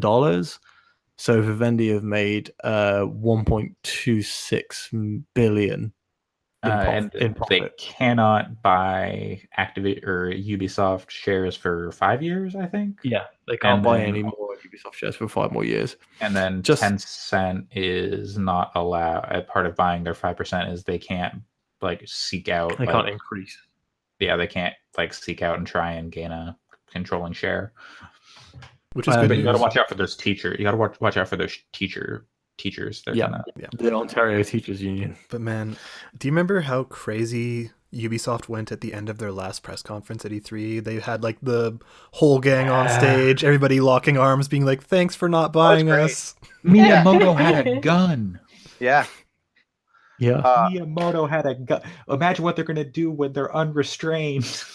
And also that For- Sorry, Beyond Karen, Good and Evil, that Beyond Good and Evil game is never going to come out, and it's not real. But boy, is it the I hope it cool idea! No, it is going to come out though. Far Cry 5. Yeah. You think they'll give it's Miyamoto already a on gun? the shelf at my local supermarket, and it's not out till Tuesday. Dude, So I I- probably could have bought it. Why isn't it on your shelf? So- what is- This is I a got dumb. Ni no Kuni. This is a dumb. I'm gonna throw some GameStop shade quickly before we move on. This is a dumb GameStop thing. I had some shit sitting around that I wanted to get rid of anyway. Old games that I bought on Steam since I had them. There's and a it turned out that there's the- a toilet for that, Pat. old games that I was like, wow, these are actually, they do trade in for something at GameStop. So I went there and I had enough to get Far Cry. So I was like, shit, I'll just pre-order a digital copy of Far Cry 5 because I need a digital copy so that my girlfriend and I can play it together on each other's PS4s. When you get a digital copy, she like hands me the receipt, and I'm like, so the code for the preload is on the receipt, right? And she was like, no, you still have to come back on Tuesday and What? pick up your What? receipt with the code on it. That's, What? No. The reason that company's going to shut down in 5 years. Be like, I- I'd like to return this immediately and do anything else with this money, please. That doesn't sound right. Gonna buy because two when detective I It's a Show me digital those. copy. when I 'Cause- got I had pre-ordered Metal Gear Solid 5 for PC at GameStop because trade and stuff, and I got the code pre-release, and it was So just she said I may be able to come back Monday and get a code that'll be a preload code, but that they can't print them like when you do the No. pre-order. Mm-mm. So dumb. Anyway, sorry to derail us. I just thought that was really stupid. a dump for in the context- GameStop. For context, on the amount of money that Vivendi have made off of that sale, they have made about a quarter more on top than Black Panther has taken in cinema receipts in total. So they've got 1.25 Black Panthers just for buying some stock a few years ago, 3 years ago. That's intense. Eat the rich. Anyway, Speaking about fighting people, let's talk about how there's a Street Fighter TV series that's in the works. Is Jean-Claude Van Damme in it? No news that Jean-Claude Van Damme is in it. However, Well, then why do we care? apparently, so it's Entertainment One. I don't know if you guys have heard of that production company. They make a lot of movies and stuff. They have bought the guys who made the web series Street Fighter Assassin's Fist, and they're going to be bringing that to a full TV show. So it looks really cool. In that Assassin's Fist was good. Like, I watched it, and friends of mine who are huge Street Fighter fans pointed me at it and were like, "You should give this a shot." For example, Entertainment One has previously made Saving Private Ryan, Speed, Grey's Anatomy, and Quantico. So it's a pretty decent output that they've got there. And yeah, the web series is really good. One of my friends is like one of the biggest Street Fighter fans I've ever met, and is like number 4 Zangief in the world or something insane. nice. Wow. Or at least was, I think, many years ago. He was the kind of guy who had his own custom stick that he took to tournaments and that sort of thing. Great guy. Actually taught me how to play Street Fighter, so very grateful. I've only ever beaten him once in about 300 to 400 matches that we played together. And he would pick random, so wouldn't know which characters he was playing. But yeah, I think I'm super excited about this TV series because I love TV. Is it animated or live action? Live action. Not excited anymore. I'll send you a link to the YouTube show for Assassin's Fist because it's quite well done. I'm I sure think it it's is. worth a watch. I don't know. Give me Mortal Kombat as a TV show. Yeah, that I would that prefer live already action. happened. No, No, what was that show? Yeah, Wait, there was what? Yeah, there was. there was a Yeah, there YouTube was a Mortal show. Kombat TV show. Well, no, there was that. Yeah, there was that like Oh, super graphic like short that was like a teaser thing, but then I don't know. They you mean the old Things. show? no, they turned it into. There was a TV show. Yeah, they turned it into more than that, and I know Ed Yeah, Boon okay. like sanctioned it. He said it was fine. Yeah. Yeah, but it was whatever. No, Yeah. there was definitely a TV show like in the 90s that I watched on Fox Kids. it was bad though. Yeah, no Mortal one says Kombat it's good. Conquest. Yep, that was it. Television, That show's terrible. Whatever. That Conquest, doesn't count. Defenders of the Realm, and Conquest. The only Street Fighter that should be on TV is what's his name? The caster. He does the hands, the sideways hands. Seth Killian. The only Street Fighter I want is Seth Killian telling me about what's happening. Seth Killian is great. Speaking of things that are great, Alex, this news article is in here exclusively for you. Oh shit! Danganronpa creators' next game, Zanki Zero, coming to the West. Dang, that's cool. What's it coming to?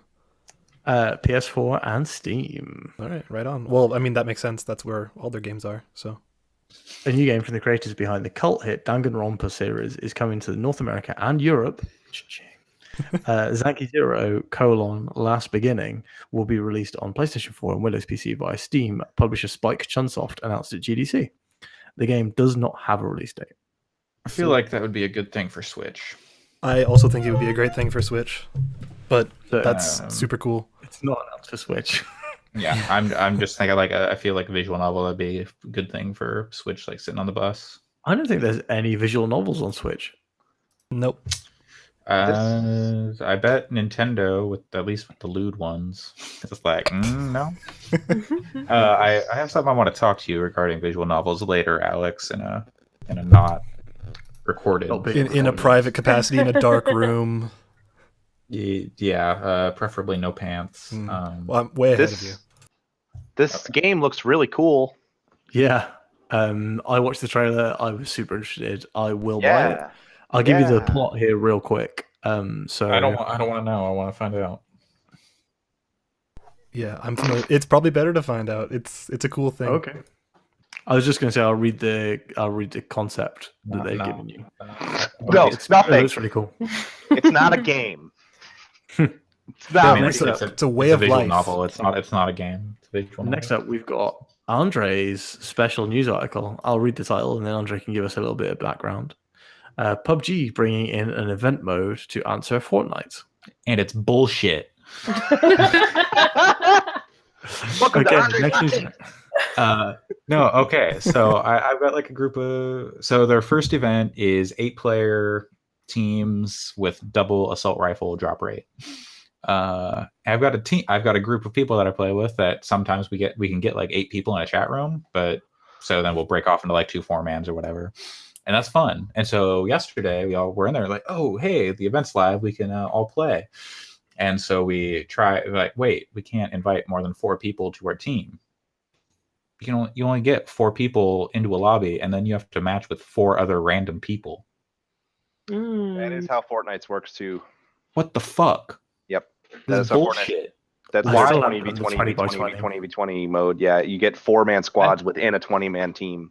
20v20, like I can understand, but you should have the option if you can get 20 friends together. Agreed.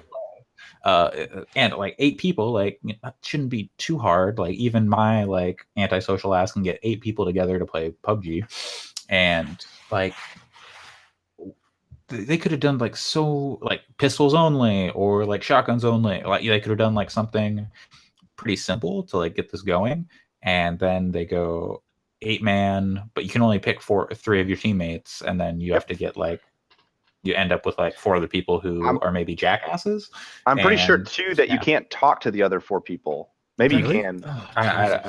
Well, because they did like 50v50 custom game. I don't know. You could just use Discord, but yeah. Well, that's what we do. Works. The directional chat, I like the proximity chat works, but I don't think there's a team voice channel for the full 8-man team. I could be wrong, but so why the fuck did they put this in if they can't like do it properly? Like and like they tweeted out like, oh, who's tried it? And like everyone's in there like, I can't play with 8 of my friends, so no, I haven't done it. And like so that's just soured me on the whole thing. And like you put out this half-baked thing where like, oh, you do 8 people, but you can't play with your friends. You can only play with 3 of them. It's like if in Destiny raids you could only be in a 3-man fire team and then matchmake with 3 other people. Yeah.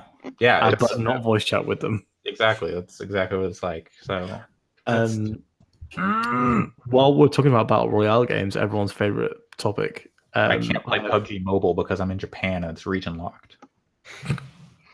I have 2 cool pieces of news. Number 1, I made a joke about battle royale games, and Brian Crescente retweeted it.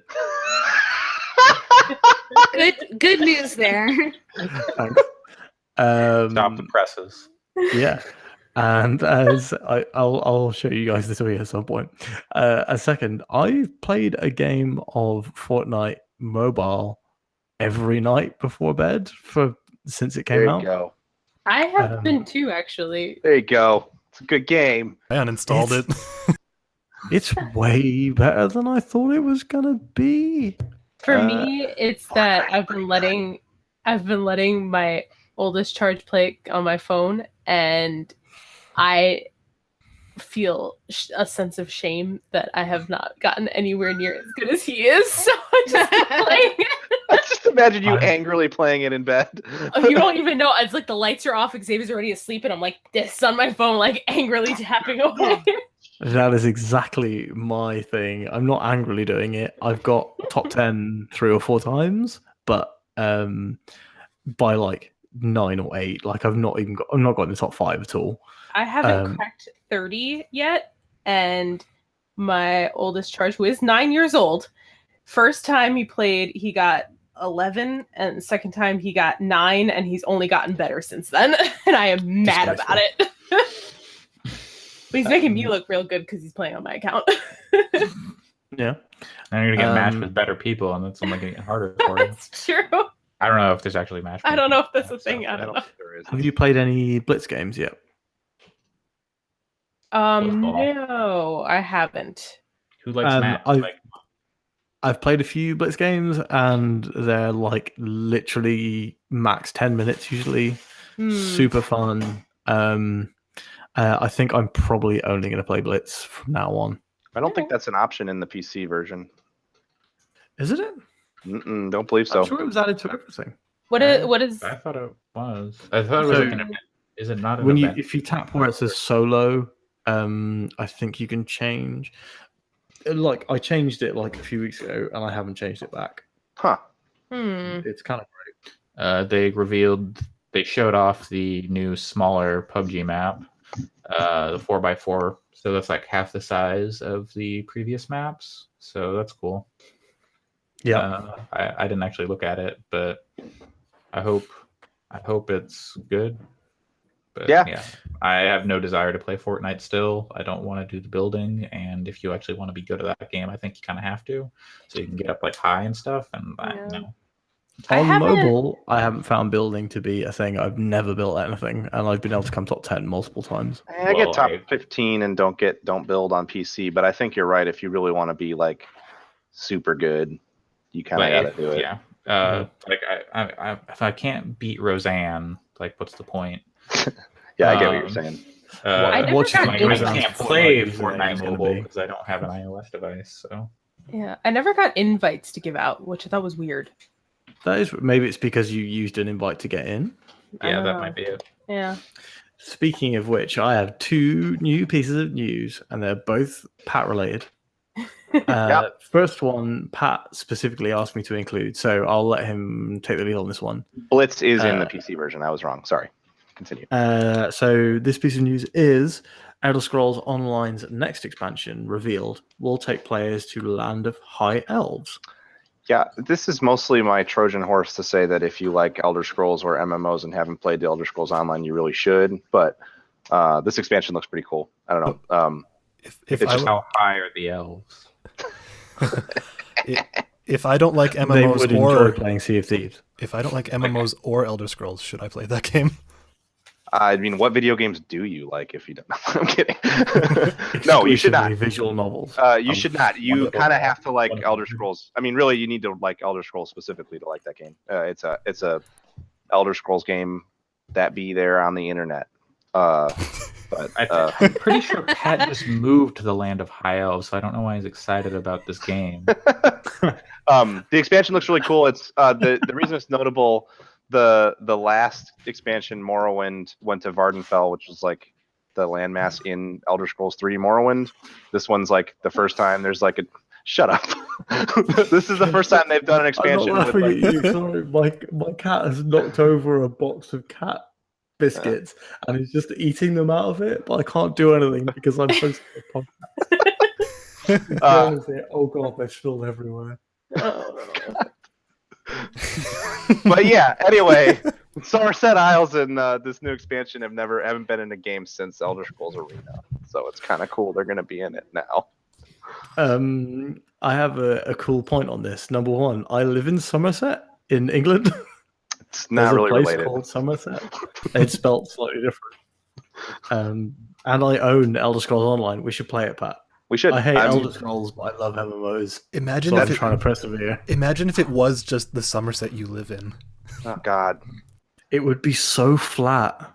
That's actually the other game. The 3 games I played the most this week are ESO, Vermintide 2, and Sea of Thieves. So I would be happy to play Elder Scrolls with you because it is very easy to play together because everything scales to your level. It's pretty cool. I have the Goatee edition, which had Morrowind. Yeah, cool. I'm doing the Morrowind with stuff it? right The now. what edition? Yeah, they called it Game of the Year edition. Oh, Just not me. some MMO No. that I used to know. I thought you said. Wow. You went the tasteful route with that at least. Yeah, I heard Goatsy. Yes. Oh, I heard Gocha. Speaking of, Pat, there's some other news Oh, you might be no. interested in. Just some shock I don't porn know what this news. one is.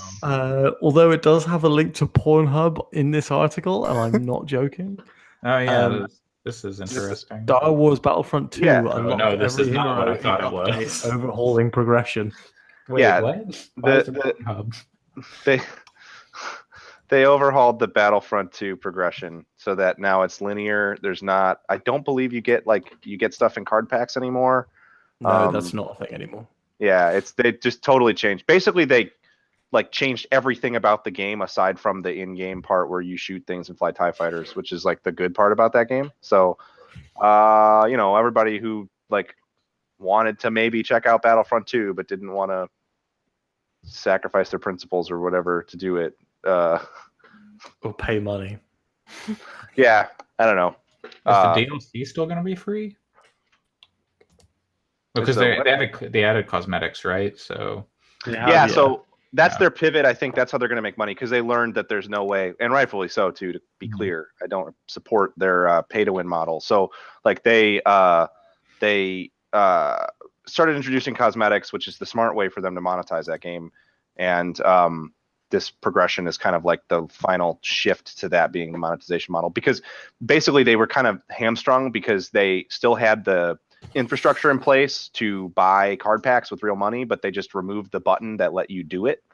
But they still have a currency that is a paid currency that is the thing you can't buy that they want to be able to sell you again, so they don't have to rework their entire back end for how they process microtransactions.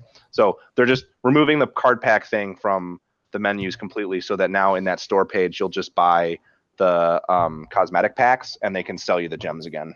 I wonder how much of this is in response to fears about government oversight and okay, no, we need to get rid of this. So hey, no, we're fixing it ourselves. You don't need to step in, because that was kind of the most egregious example, or at least the one people were most fired up about. So by taking it out, it kind of oh no, we're fixing it. We're getting rid of all that stuff. And because I feel like at this point it's too late for that game.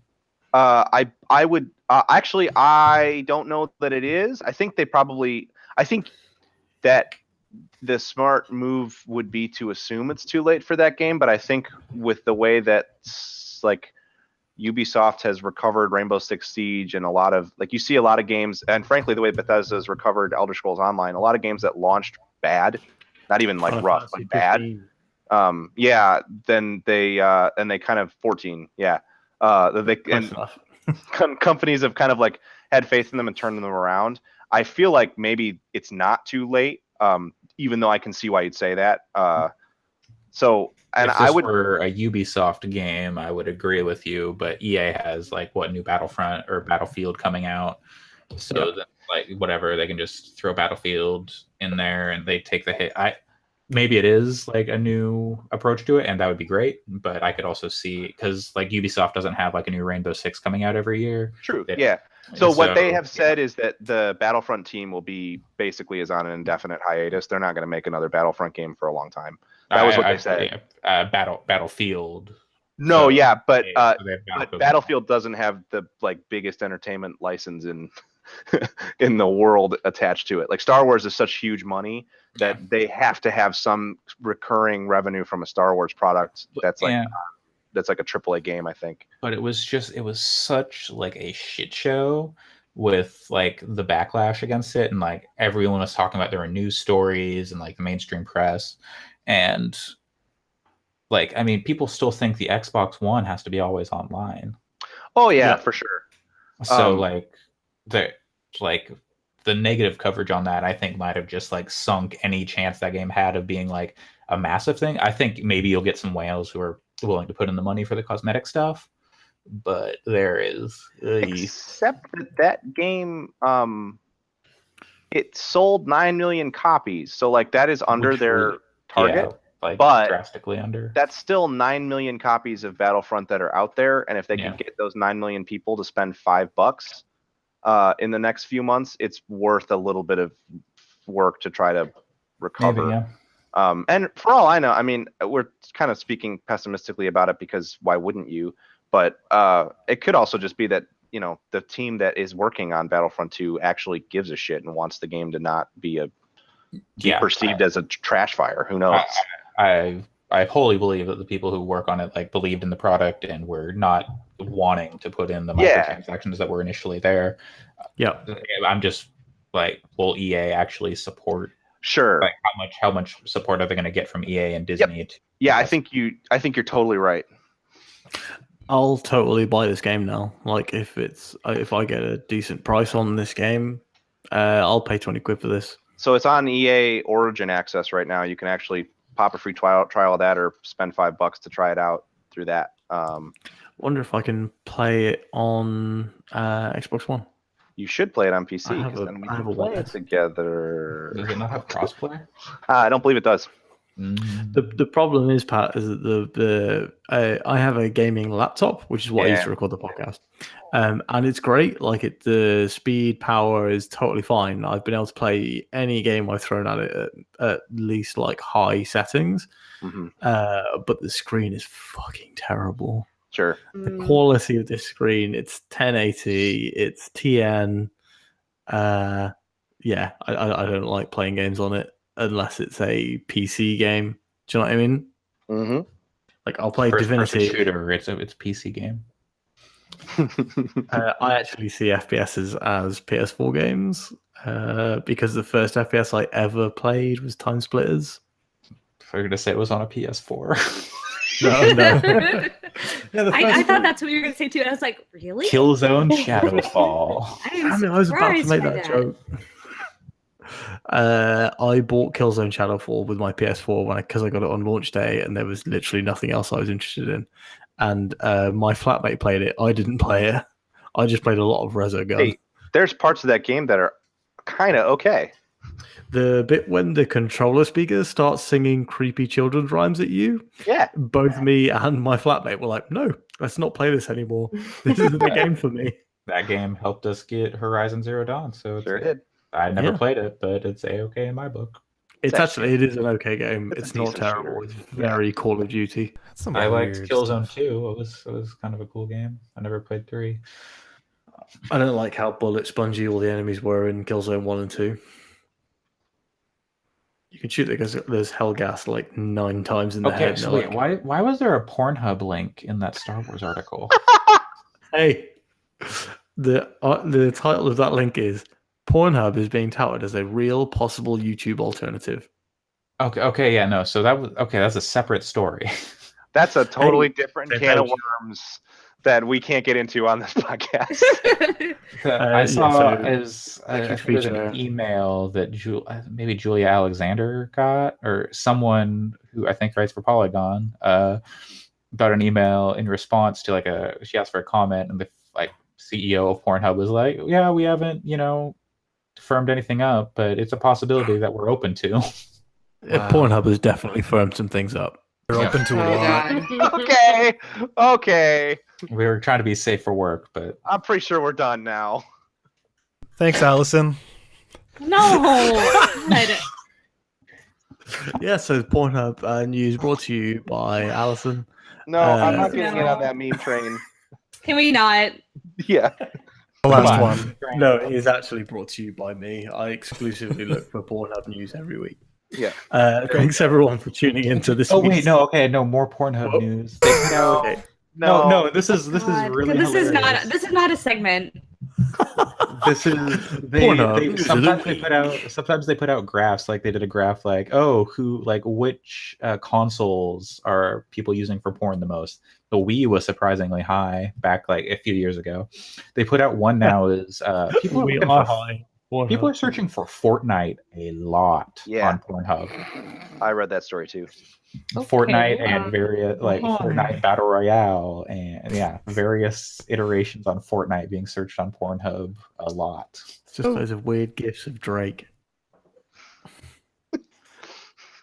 Oh, So God. everybody, thank you. I hope you've enjoyed the Pornhub Minute. Luke, Sponsored by Lakers, Andre. Andre and Sam are going to spin this out into a full podcast starting next week. Yeah, Pornhub fix. Oh god. Or, well, for sure. It'll be streaming live on Pornhub. Yep. I don't think you know what streaming live on Pornhub means. Hey, I think we know what streaming live on Pornhub means. Oh god. You can have What's your going name on, collection on him. We just found our new sponsor. Teledildonics. You can't just say teledildonics. Sands of Evo Dungeon. We can really test those things out. Yeah. Made it so far. We made it almost 2 hours. Without this is, I don't think we've ever had like a falling apart laughing segment on this in a very McElroy Brothers-esque fashion. Thanks everyone for listening. You please review us on iTunes, subscribe to us on iTunes, and no matter whether iTunes is your platform of choice, please just do it. It helps. Nobody gives a fuck about Google Play. Google doesn't give a fuck about it. I use the Google Play Store. It's fucking easy. I unfortunately use Google Play Music, but that's the only thing I have. All right, all of you review our podcast on Google Play and see if anyone else listens to it. You can't review things. Yeah, you You can. only subscribe. Yeah. I was telling everyone to. Okay, thanks everyone for listening to today's podcast / train wreck. I have been your worst boy, Grip. God. Grip. Choose your words better. I couldn't think of any nautical theme, so I went back to the movie staff theme from Tuesday. I've been your reshoots director. I don't know. I'm still not Sam. nautical. I have to reshoot the last 5 minutes of this podcast. I've been Kevin your Spacey out of it. mainsail. Did you just say Kevin Spacey? Yeah, we gotta get Kevin Spacey out of this podcast reshoot. Oh, Yeah, that makes sense. Robin Wright would do my role a lot better. Thanks everyone for listening. My name is Sam. I have been, I guess, the host. Hey, host. The Host ho-ho like host. host No, adjacent. Wait, that's Christmas. That's not pirates. No, wait. The yo-ho host. Yo There you host. go. Yo I host. finished We got it. for We you. got it. Podcast We're good. life for me. Yo host. Podcast life for Did you me. just make a communion joke?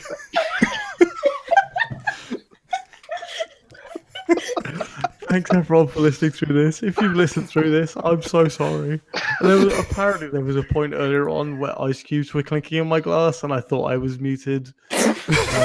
Bad podcast. This is the last episode of the show. This is over. the best podcast. This is the first, best, greatest podcast recorded by 6 friends who met on the internet and live in multiple separate countries that talk about video games. I have been Sam Harrison. We also have Alex. You can find me on Pornhub at Coolslaw, COOLS4W. SL4W, sorry. I'm Allison. You can find me on Twitter at WRITERSERENYTY. I'm Andre. I lost it. I forgot what I was gonna say. Internet, you can Google me. See? And that's still Alex's catchphrase. There you go. Don't jack his swag. Phrasing. No. Me. Erica, are you going to stream in half an hour? Yeah, I guess. I'm gonna stream Yakuza Kiwami like later. I would like to request an all Telephone Girls episode Yeah, of Akuza Kiwami That's what I was to going to say. thematically link with the In honor of the podcast. last episode of Game Fix. Oh, I'd like to thank our sponsor that I got for this episode in particular. Christian Yes. Science Times, weirdly. Bad Dragon. Yes, stamps.com. Huge pornography fans. Philatonists in particular, are big pornographers. Anyway, yeah, you can also listen to my other podcast, which I don't know is maybe we should trade names. It's called Tempered Expectations. You shouldn't have tempered expectations for this podcast. You should have extremely high expectations, which are But consult your doctor if it lasts for more than 5 hours. as soon as it starts. If this podcast lasts more than 5 hours, you should definitely Listen. see a doctor. That one's about wrestling too, and also video games. And speaking of wrestling, we're gonna do a Wrestle Kingdom review, Wrestle Kingdom 12 review next week. I was trying to think Erica should be the chairman of this podcast. Chairperson. Look, we need a full board vote to get me out, and my company was started by Napoleon III. So, Pat, where can anyone find you on the I'm at internet? Jester PC on Twitch and Twitter and stream things. Oh, I didn't say anything about myself. You can find me on Twitter and Instagram at SGCH and Twitch at SGCH and Mixer at SGCH. I just like those combination of letters. Sorry, Alexa thinks that my name is a thing to talk about. Thanks everyone for listening. I'm very sorry. Watch Wrestle Kingdom. You should watch Wrestle Kingdom. I totally will. I have it ready to watch. I forced Alex and Allison to watch it with me today. Alex and Allison, what's the best part? No, No, this is for next week. Next week. We can't Yeah, do this right now. I have The no podcast opinions. is over. I have no opinions until 7 days from now. The best part was them hearing about like my thirst for like several wrestlers. Who's your top wrestler? Who's the top thirsty wrestler? Oh, Leo Well, Tonga. Is it conversation. This podcast is over. It's over. The show's But done. also Kushida and Podcast is over. Yeah. Jay White. Fixed on Okay. space. Jai White, aka Online. Black Dynamite. No. Thanks everybody for listening to today's episode. Turn this skiff around. Again, I'm kind of sorry, but also not. I think this is probably our best episode yet. No. I'll speak to you all next week. Bye. Bye, everyone. Sorry. I think the episode is over now.